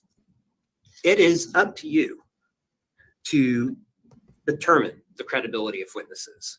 But the judge did suggest an illustrative list of factors to consider in making that determination. Yes, but the prayer hands. One factor is whether what the witness said appeared reasonable.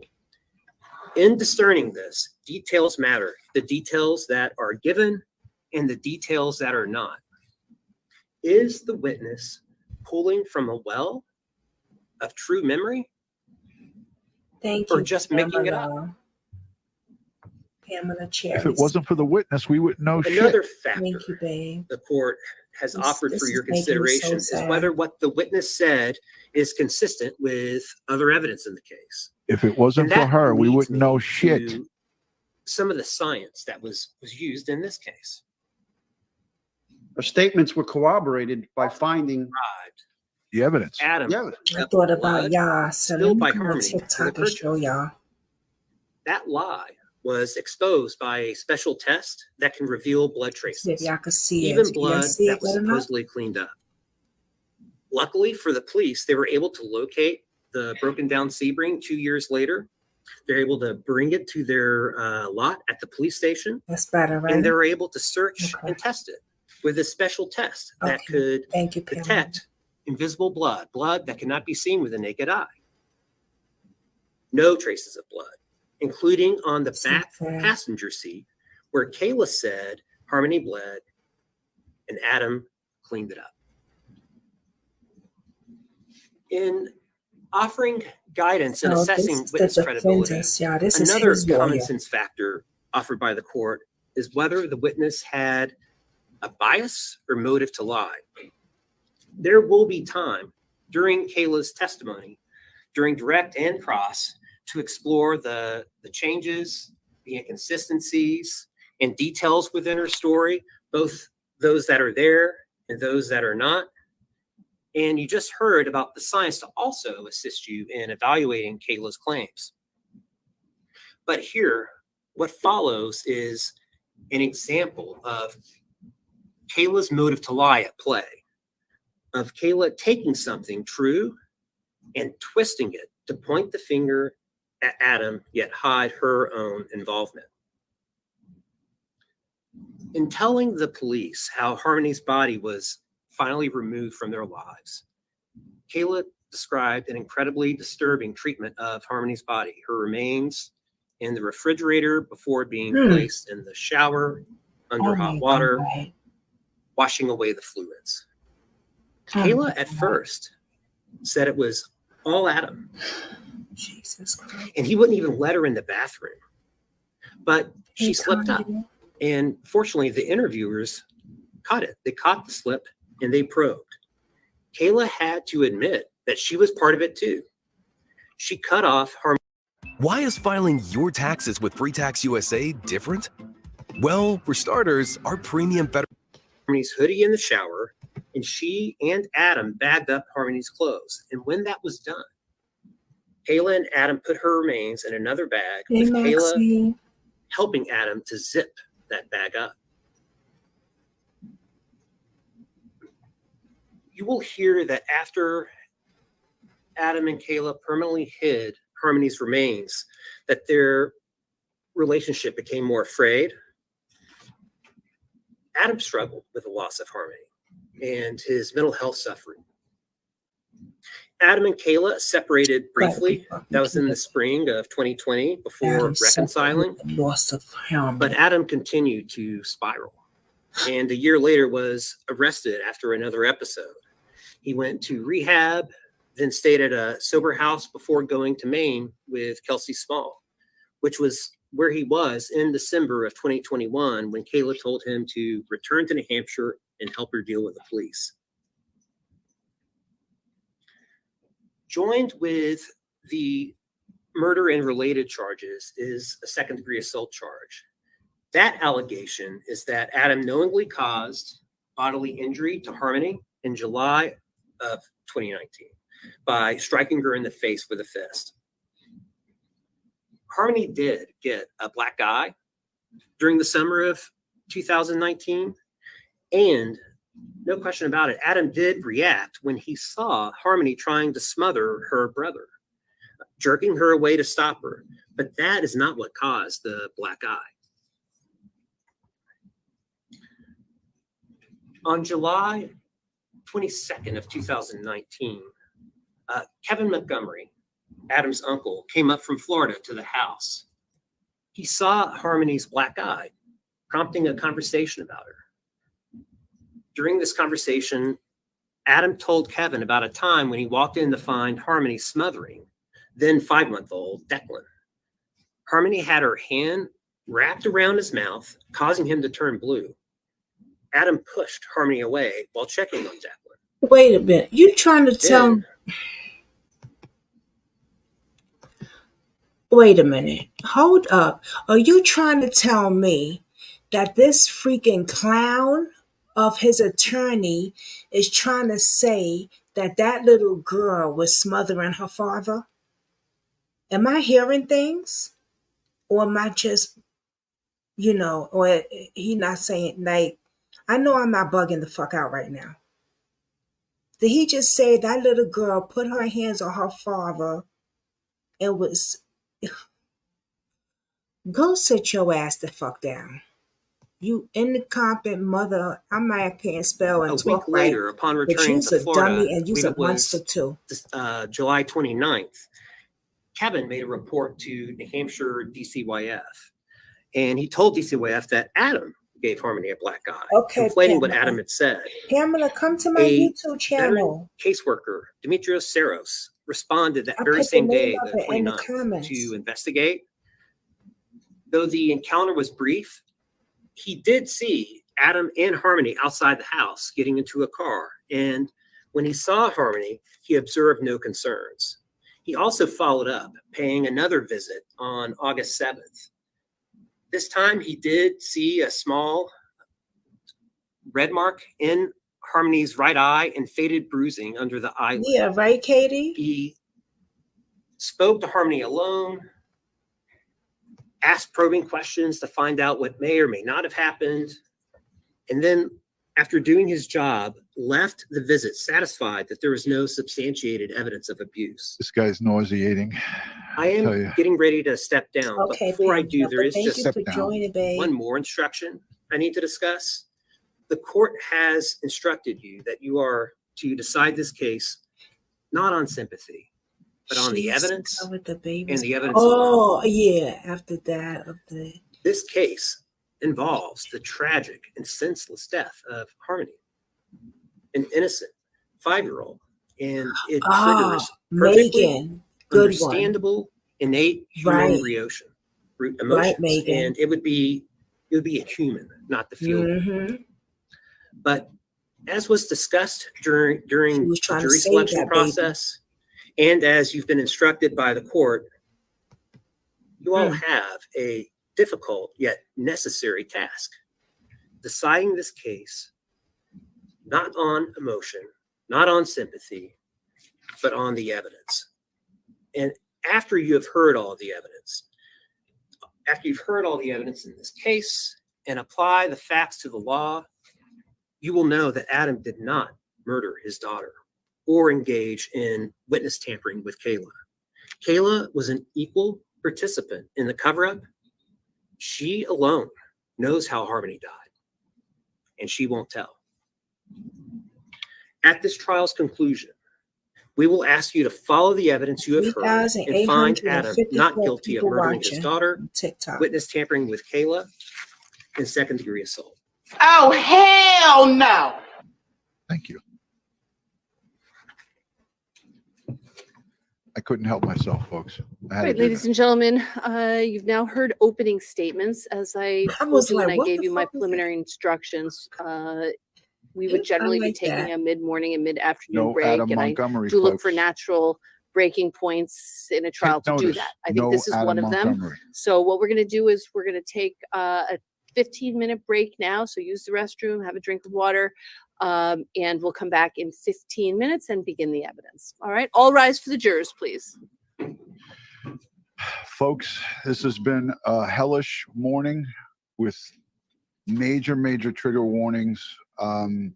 Ed, we're going to go back full screen here. I see you're back in the studio.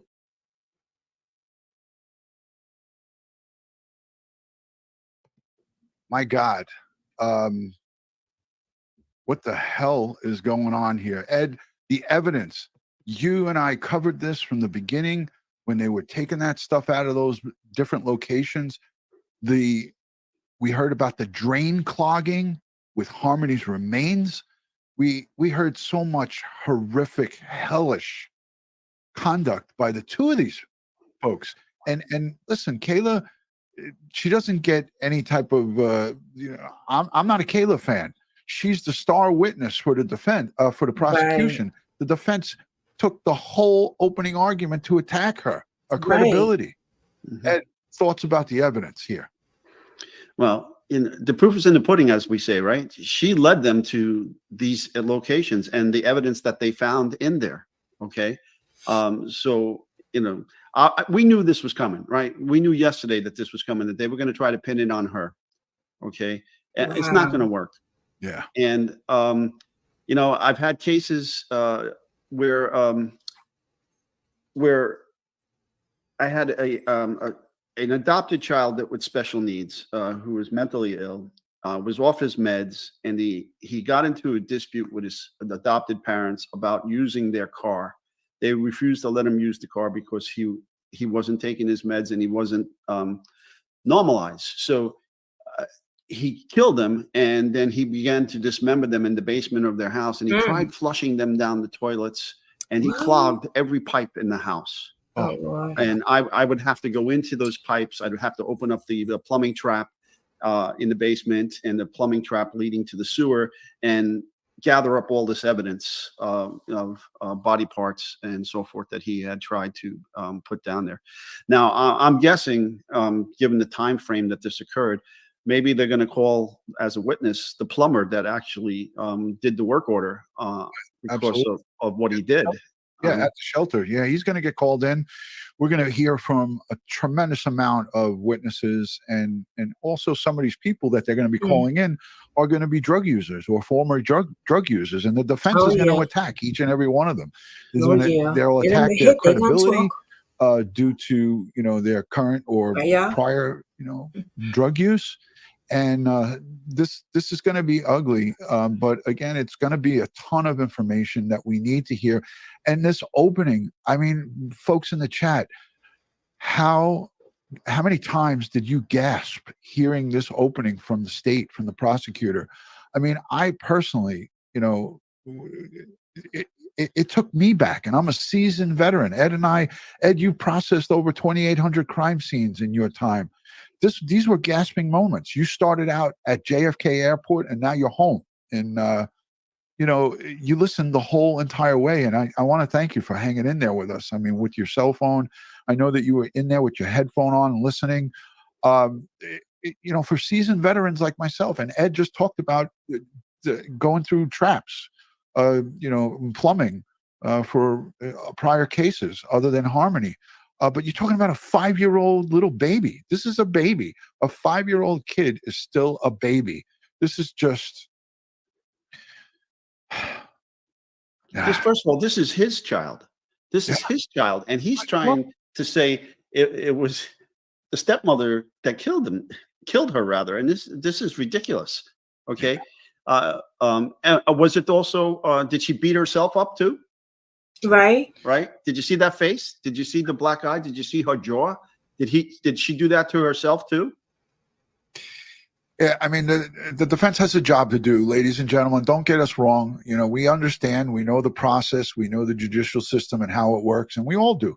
All of us know. Miss Major. But at the end of the day, I mean, he spent this whole entire opening, the defense, pointing a finger at Kayla, because they know that Kayla is the star witness for the prosecution, and she's going to be on that stand telling. And like you said, Ed, all of her statements and all the things are backed up by evidence. What you think about this? I mean, they got case, his fingerprints up on that roof, up in the ceiling, rather. They got his fingerprints in the ceiling, right? But again, the story that the defense is spinning is that she killed him, and then the cover up and the disposal of the body was a conspiracy between the two. And it's obviously not the case, especially when they're going to bring in this junkie's friends who got him the rental truck. Right. And that he was in the hotel. She wasn't there. Here's the picture of Kayla Montgomery as she was beaten up by Adam Montgomery. Again, this opening was difficult at best to listen to and to see. But when they got into this part right here, Ed, where they showed the ceiling and this is in the shelter. Ceiling. Right, at the shelter where they slept. They took this apart, and she was pushed up there in that bag. Jesus. It's just sickening. And then let me tell you something. Lime does not expedite the decomposition of a body. Okay, lime doesn't do that. In fact, it's just the opposite. It retards the decomposition of the body, and it preserves skin tissue. Okay, people go to these crazy websites to look this stuff up, how to dispose of a body, and there's actually the Dummy's Guidebook to Disposing of Bodies. There's all kinds of crazy literature out there like that. Well, lime doesn't do that. Okay, what it can do is mask smell. But in reality, forensic studies have been done in Europe and other places that it actually preserves the body and slows the decomposition down. Yeah, well, he's a dummy, and he was. Thank God, as we talk about, there are dumb criminals and they make mistakes, and as investigators, we hope they make mistakes along the way. But the Manchester Police Department, along with the FBI and the state, and all of the people who were involved. We even heard the U.S. Marshals were involved in this case. But this right here, Ed, you have had on many different live streams talked about this. This is it's a long time past where her remains were in this location. This photo is a crime scene photo Do you want to just talk about what we're looking at here, this staining, Ed? You're looking at absorbed body fluids from a decomping body that was placed there in a bag, and it leached through the bag and into the ceiling tiles. Okay, so this is what's called a suspended ceiling, and these are replaceable tiles. But you can see that it's an absorbent material, it's porous, and it absorbed her bodily fluids to the point that even though it was many years later, they were able to bring these tiles to a forensic lab in Florida, and they were able to extract the serological fluids from this tile and get a genetic profile. This actually looks like sheetrock, Ed. I could be wrong, but it looks like actual sheetrock in a frame, in a metal, in a like an aluminum framing that they took out, or maybe it is those ceiling tiles with the borders. Well, go back to the vent, because I mean, sheetrock has some, unless it's like a 1/4 inch sheetrock or an 1/8 inch sheetrock, very thin. It has some substantial weight to it. Yeah, that's probably a sheetrock, and it's screwed into there, but it's got to be very lightweight sheetrock because it's screwed into those metal, and there doesn't seem to be any supports coming down to the metal. No. Right. It's two pieces of metal that are screwed together. Right. It looks like. This is so sad. All right. Well, I wanted to make, I wanted to talk about this because you are a forensic expert, Ed, and you know, the audience, folks may have questions about this, about how this can still remain many years behind. And they talked about this same picture, Ed, that they got that he got a palm print, I think they said, or a fingerprint of his. They got fingerprints, yeah. They got fingerprints in there. And, you know, again, this sheetrock is made of gypsum. So the fact that they were able to, and, you know, this paper on the outside. Sorry, I didn't mean to hit the laugh button. Right, so you have the gypsum, rather, in between that was from two sheets before when of, we was laughing for all about intents something else. For all intents and purposes, paper. And that's what makes up sheetrock. Now, again, like I said, given the span here that it's traversing across the ceiling, and it's, you know, it's a steel frame. How do you take 20,000 children in the middle of New York City without anybody seeing? It's got to be some thin, lightweight sheetrock, not like a 5/8 or anything like that, because they would probably need more support than what we're seeing here. There would be sag. Right. But the fact that it mixed with the paper and the gypsum, and they still were able to extract it and get her DNA profile.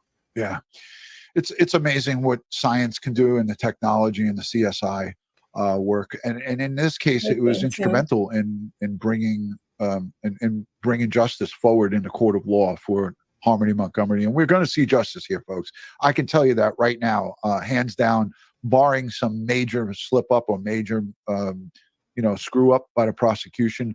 I don't see how it's possible that the jury can come back with nothing less than a guilty verdict in this murder second degree of Harmony Montgomery. Folks, this has been 2 hours of live coverage. We gave you the opening from the prosecution, the state, and the defense. I have to go to work. I'm late, but I took the morning off because that's how important I felt that this.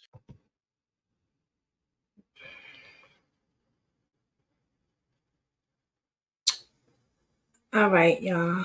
Hold on. Let me just fix my camera back up here because. All right. So that was a lot. That was a lot, y'all. And I could just imagine it's going to get more deeper. Right? It's going to get more deeper. Y'all have anything y'all want to say?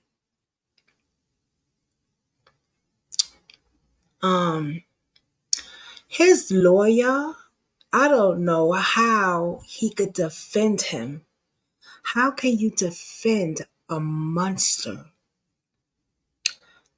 that did this to his 5-year-old baby, unalived her, put her in a vent, put her in a bag, put all the juices, squeeze. First of all, let's not forget he chopped her up, allegedly. That right there, just, I kind of, I just, he took us,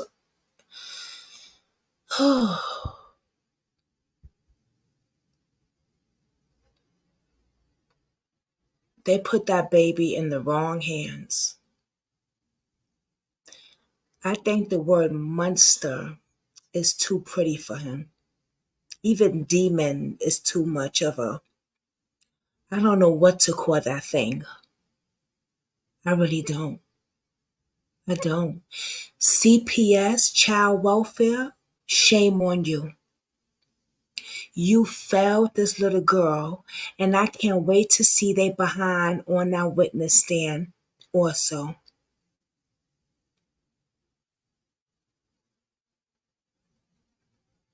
I can't wait. Is there another part of this, Katie? Because you said that you saw the CPS worker?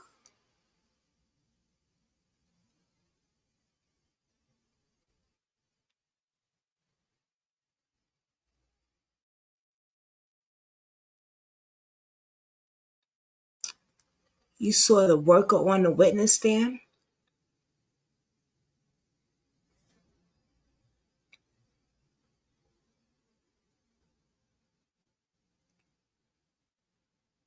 We still on TikTok.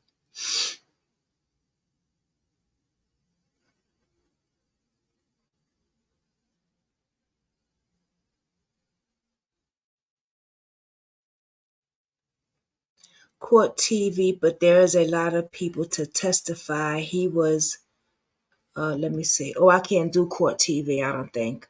But there is a lot of people to testify. He was the last out of everyone. I want to see everybody testifying. Everybody. Everybody. Who was they watching? Who was Dawn and them watching? Do you know who they was watching, Katie?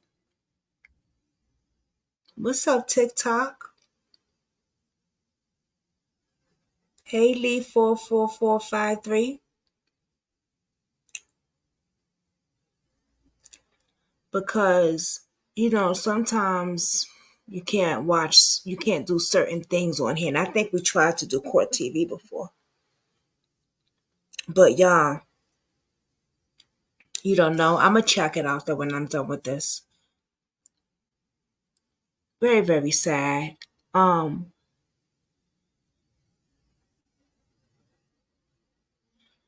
fact that he's blaming. Now I'm gonna say something, and people might get offended with me. That's okay. Everybody has their own voice. Everybody has their own opinion. You feel what I'm saying? I've been in an abusive relationship before, so I get where Kylie or Kaylee, the young lady, I feel her pain. I feel what she was going through. I've never been in an abusive relationship where I've witnessed a homicide. So I can't even imagine that part. But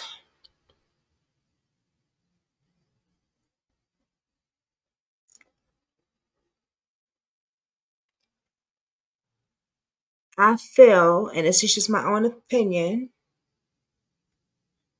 that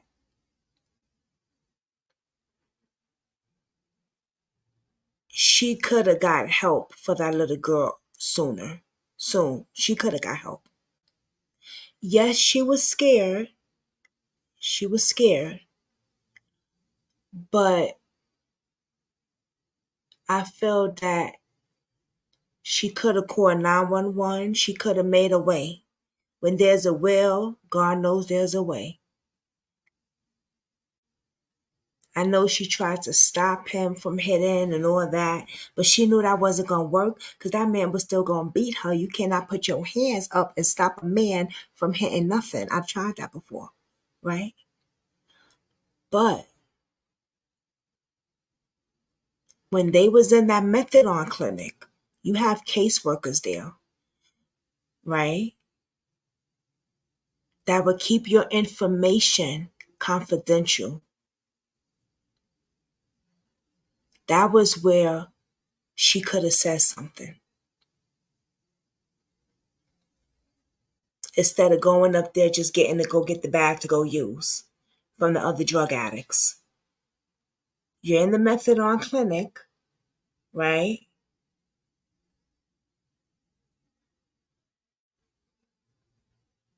Hey, Blazin, welcome. You're in the methadone clinic and you have workers there. You have a caseworker there. You also have security at the door.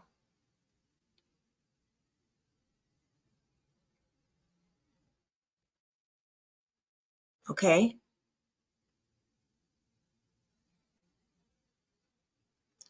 I think that she should have said, listen, this is what's going on. I think that there was opportunities, I'm sure, where this could have been that little girl could have still been alive. And that's just my opinion. And you know, we all got our own opinions. I mean, I don't know. Let's talk about it. And if y'all disagree, that's okay. We could disagree without being disagreeable. It's all good. You know, y'all could be like Brooklyn Squad. I don't feel that way. You know, Brooklyn, I don't feel that way. I feel that if she would have did that, she would have been DEAD. I don't think she had any chance. I don't think this and that. Like, let's talk about it. I want to know what y'all think. Too many failed that little girl, yes. Y'all want to come up here? I'm gonna drop the link so y'all could come up if y'all want to.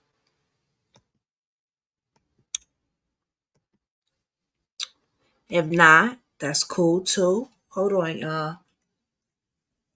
Hold on, y'all. Not y'all. TikTok. All right, TikTok, I'm back. Sorry about that.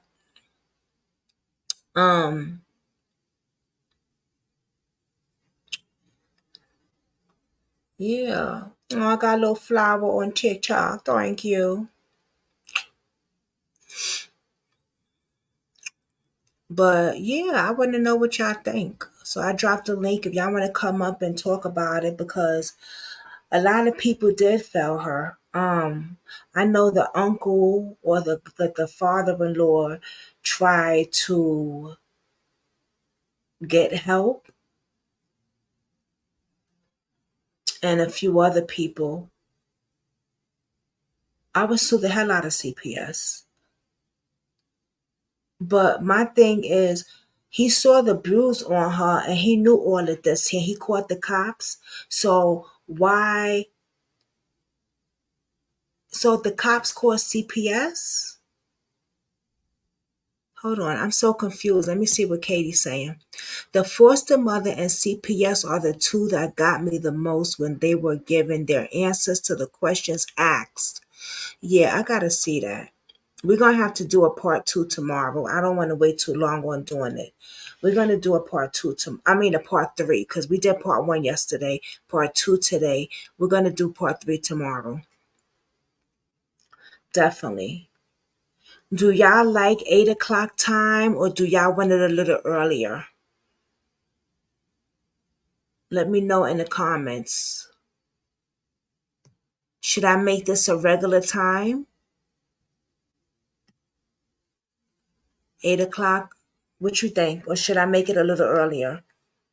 It's up to y'all because, you know, me, I can make it early if y'all want me to.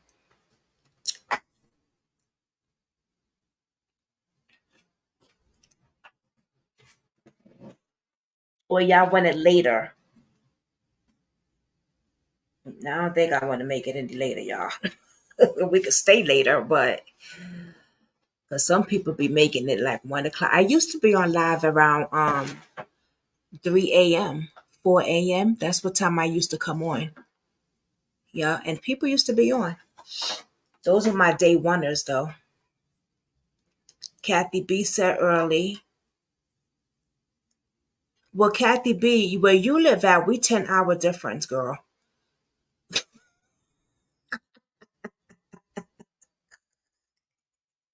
We a 20-hour difference, boo.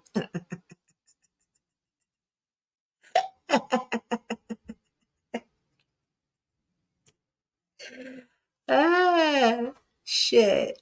All right, earlier y'all said, Kathy B said earlier too.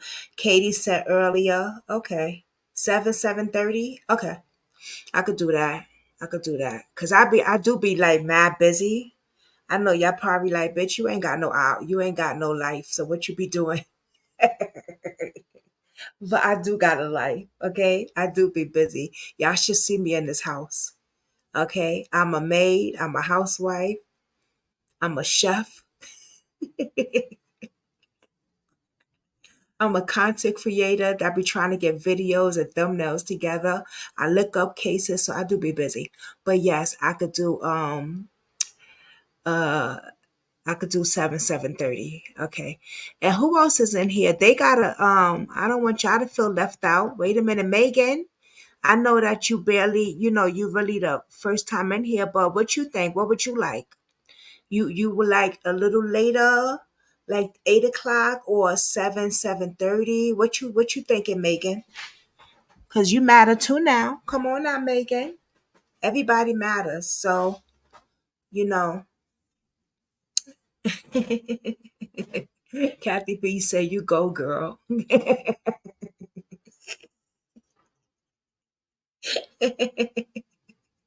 Shut up, Kathy B. Oh God. Uh, hey Roscoe. Yeah. Yes, I'm all those things. Okay, and then some.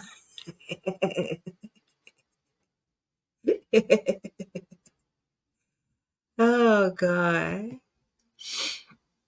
Yes, Kathy B is 20 hours difference from us. But no, I feel what you're saying. A little earlier, right? Yeah. So 7 is good. 7 works. 7 works. And then we could just stay a little longer.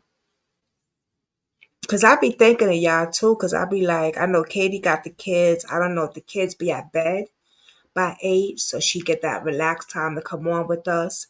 Cause I was thinking about that earlier, Katie. You know what I mean?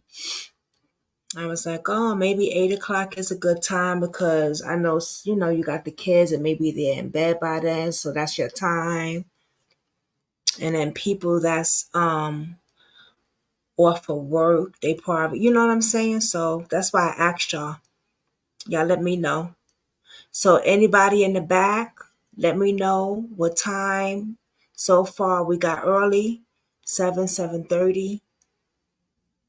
If nobody ain't say nothing, that's what time I'm gonna push it for. Well, hello, exclusive. How are you? Come on over here to Brooklyn Squad Real Life Drama TikTok and subscribe to my YouTube channel. Come on over here. I put that in the comments already, the name of my channel, Brooklyn Squad Real Life Drama. Come on over here and join us. Don't be sitting on TikTok looking all lonely. Hit the thumbs up, baby. Hit the like button.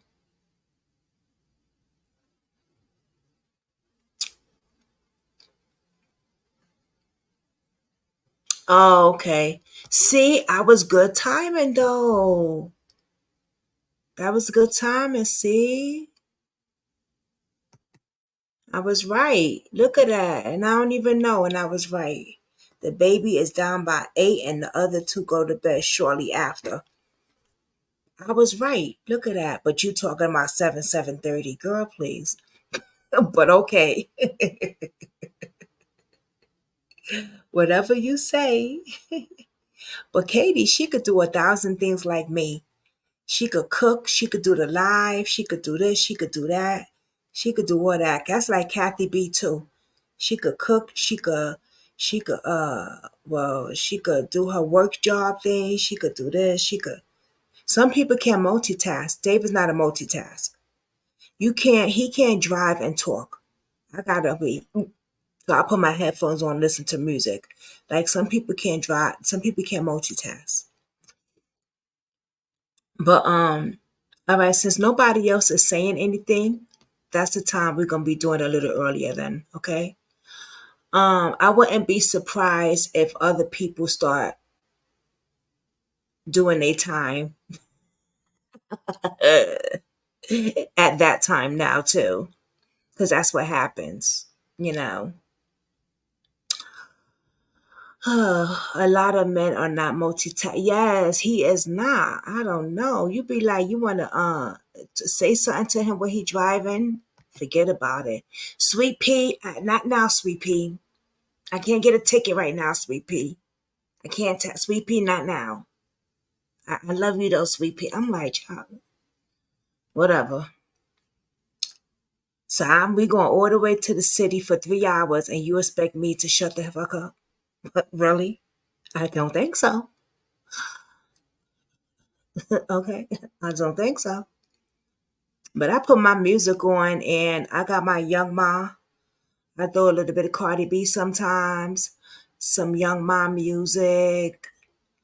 I don't listen to Cardi B like that no more. She ain't making nothing new. But I listen to Young Ma. I love my Young Ma.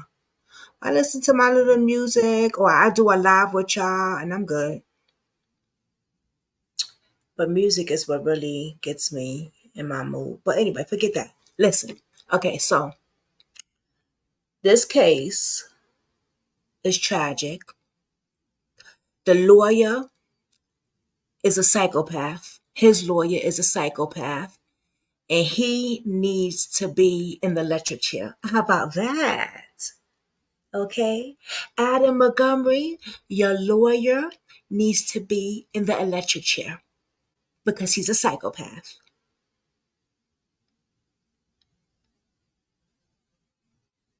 See, you could do like me. That's me too, Kathy B. I could do Matt, yep, or that. Yep. Some people can't do that though. Yeah. Yeah. What about y'all over here? Haley Raven Vibe. Hello. Hey. Come on over to Brooklyn Squad, Real Life Drama, Real Life Crimes, baby, on my YouTube. Don't sit over here on TikTok. You're at the wrong spot, boo boo.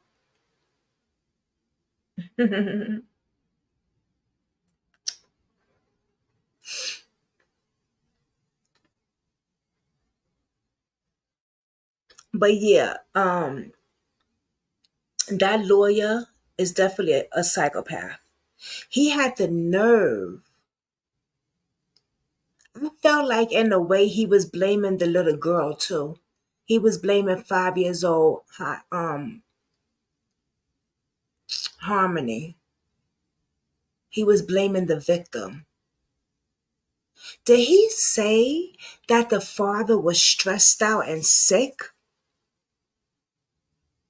because his daughter was missing? I almost thought I was bugging when I heard that. I thought I was hearing things. Did he actually say that? I'm not sad.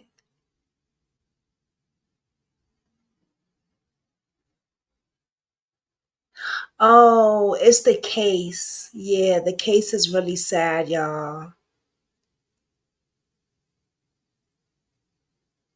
The case is really sad. It's the case of Harmony Montgomery, who is the 5 years old little girl, and her father unalived her, but they cannot find her body. And he's on trial right now. Yeah. Hey, Janita. Hey, Haley Vibes.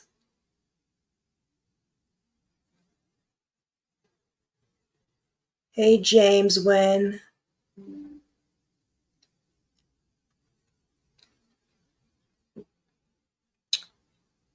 But yeah. I really felt like he was blaming the little girl also. He was blaming I don't want to blame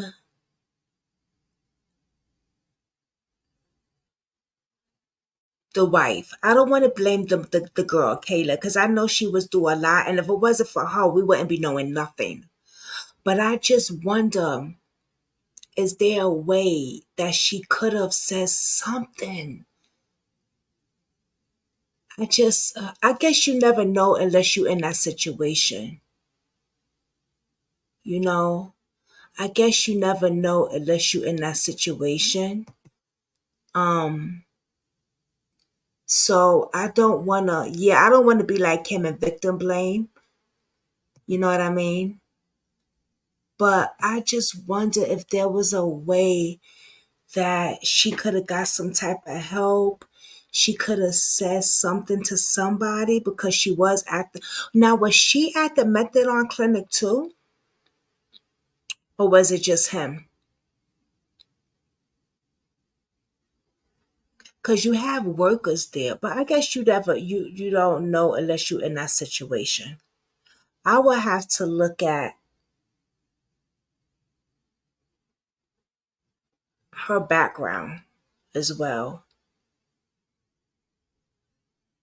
She was there too. See, that's my thing. You have workers at the methadone clinic, man. You got caseworkers there. You got that you can confide in.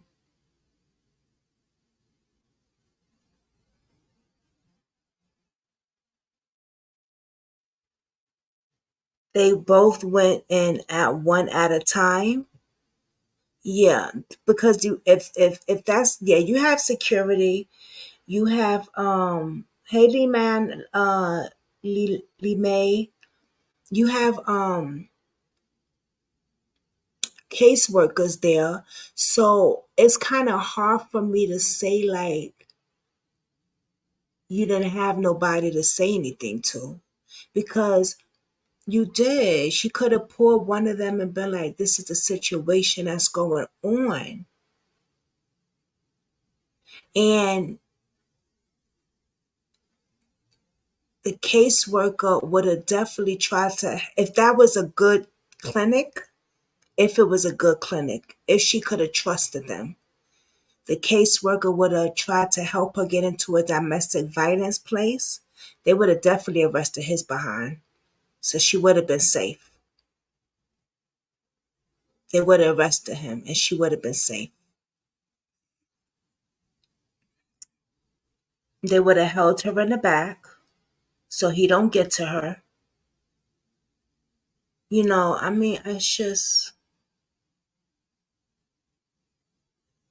but when you getting high, you thinking about the drugs. And she was scared. So you got fear and a high rush of wanting to get high.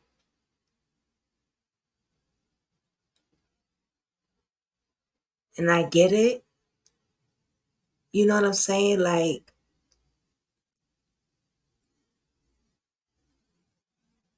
you just, if you ain't been an addict before,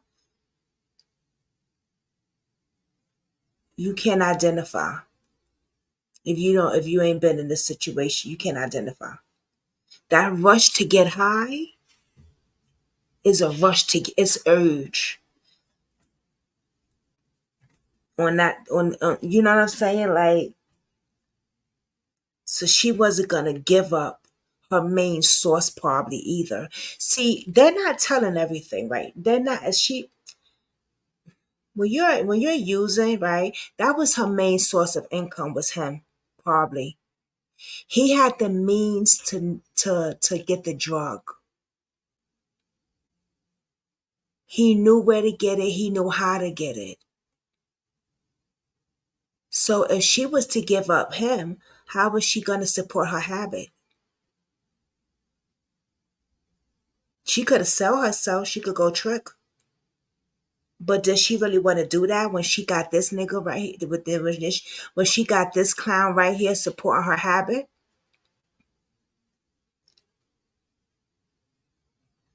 And I don't think that's what only people that really is in recovery or that used to use know what I'm talking about really.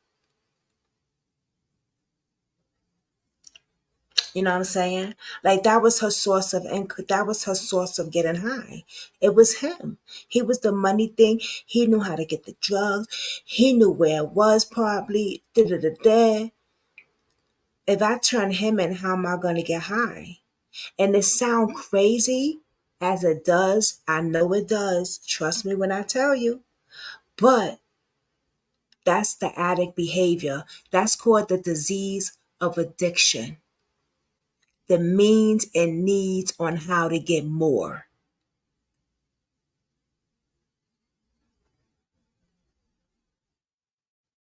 Okay? Any means necessary. Okay?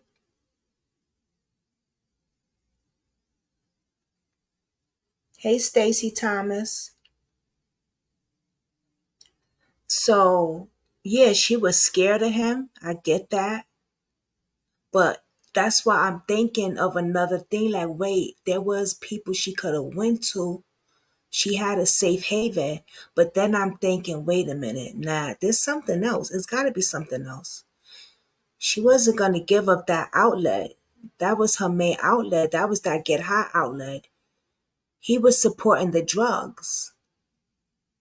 That's what it really is. And y'all don't gotta believe me if y'all don't want to. But I bet you if someone was to ask her that in the interview and she was to be real honest with herself, yeah. Get her to be clean for a while and she'll look at that back and she'll be like, oh wow. Yeah. Because you gotta be clean for a while and do some step work, okay? To really see the core of your disease. For real. For straight up real. I'm not bullshitting y'all. Y'all might say, Brooklyn, you freaking crazy. You don't know what the hell you talking about. That shit sound insane. You gonna tell me that she was keeping him there because he was her outlet to get high? Yes, I'm telling you that. Yes, believe me when I tell you. You ain't gotta believe me. I don't give a fuck. But I'm just saying, like, yeah, I truly believe that. Cause I'm sitting here thinking like she had a safe haven. I had a safe haven when I was being abused, right? The cops. I could have called the cops and I did call the cops sometimes, but I was afraid to also because he said he was going to KILL me and no one will find my body. And I believed him. I didn't have family. I didn't have nobody to go to. I wish I had a methadone program to go to. Some type of treatment plan where I could go to where I could say, listen, I need help. Because every time I called the cops on the nigga, he was out the next day. So why was I going to call them again? But I didn't have a charge where he had a unalive child. Now, if that was the case, they would have kept his behind. You understand what I'm saying? So it's like, I understand her fear also. But when you have an unalive child there,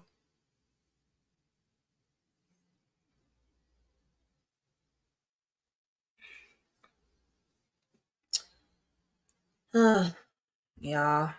Hey, deep nuts. That's his name. Sorry. TikTok. It's not me. But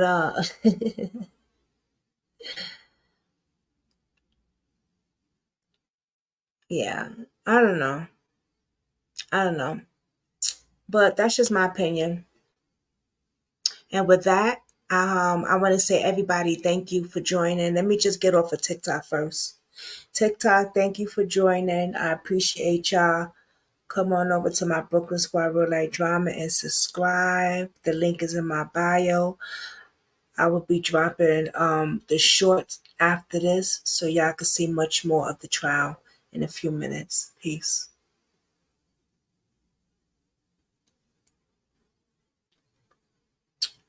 Oh, okay. 102 diamond viewers who commented. I didn't see any viewers who commented. Oh yeah, she did comment. Okay. Okay, I had 338 views on TikTok. That's pretty good. I usually have way more, but that's good. 102 diamond, 50 plus likes, and 5 viewers are commenting. Okay.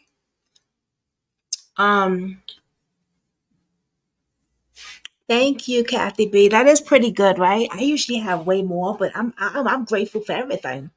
Okay. I'm really grateful. I'm glad that I did that because I thought about, you know what? Why don't I go live on TikTok? Right? They were supposed to do that on StreamYard, and they haven't done it yet. I don't know what they're waiting for. You could do the shorts on StreamYard, but there was supposed to be a time where you can do the live, and they ain't do it yet. So I don't know. But yeah, y'all. I know it's late. Y'all. I know y'all want to get off of here, so I'm not gonna hold y'all. I'm not gonna be selfish like that and keep talking and talking and talking. And y'all just so sweet. Y'all just sit on here with me. I'm not gonna do that because I gotta I want to get up early and do some videos in the morning time. So and then come back in the afternoon and do some more. I gotta do some stuff with Dave tomorrow. I got an appointment and I gotta do a bunch of stuff tomorrow, go food shopping. On Fridays, Dave gets home really early from work. So yeah. But I'm gonna see y'all tomorrow. I'm gonna set this live up for 7:30 around. That's good, y'all. Okay. 1, 2, 3, 4, 5.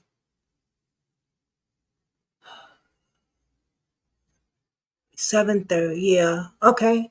Y'all do got a lot of stuff to do tomorrow. Damn. Okay, so I'm gonna set this live up for 7:30. All right, guys. All right, most likely 7:30. And then after that, just because I have so much to do tomorrow, but after that, I'm gonna try to most likely stick it to 7. And that will be our live for now on. I'm gonna try to stick to a time. And what I'm gonna do is before I leave, I'm gonna have a whole thing set up of lives so y'all know in advance. Okay, guys? How does that sound? Instead of doing it, like here, I'm doing this today. We're going live now, ahead of advance, days and days and days. Okay? Please share the video. Please, please, please, please start sharing my video, guys. Okay? I shared my video like 4 or 5 times today when we was on here. When I was doing this, looking down, that's what I was doing, sharing my videos everywhere. So please share it. I love y'all so much. I appreciate y'all. I hope y'all like the thumbnail I made for the little girl for Harmony. I was telling Katie, I said she didn't have much, she didn't have nothing when she was with her family, Harmony. So I wanted to at least make sure she had a little bedroom set with the Brooklyn Squad people. Thumbnail bedroom set. So that's why I made that thumbnail for her. Much love, Harmony. We are going to continue praying for you, baby girl. And we want justice for you. Okay? We want justice. You deserve justice. Everybody, good night.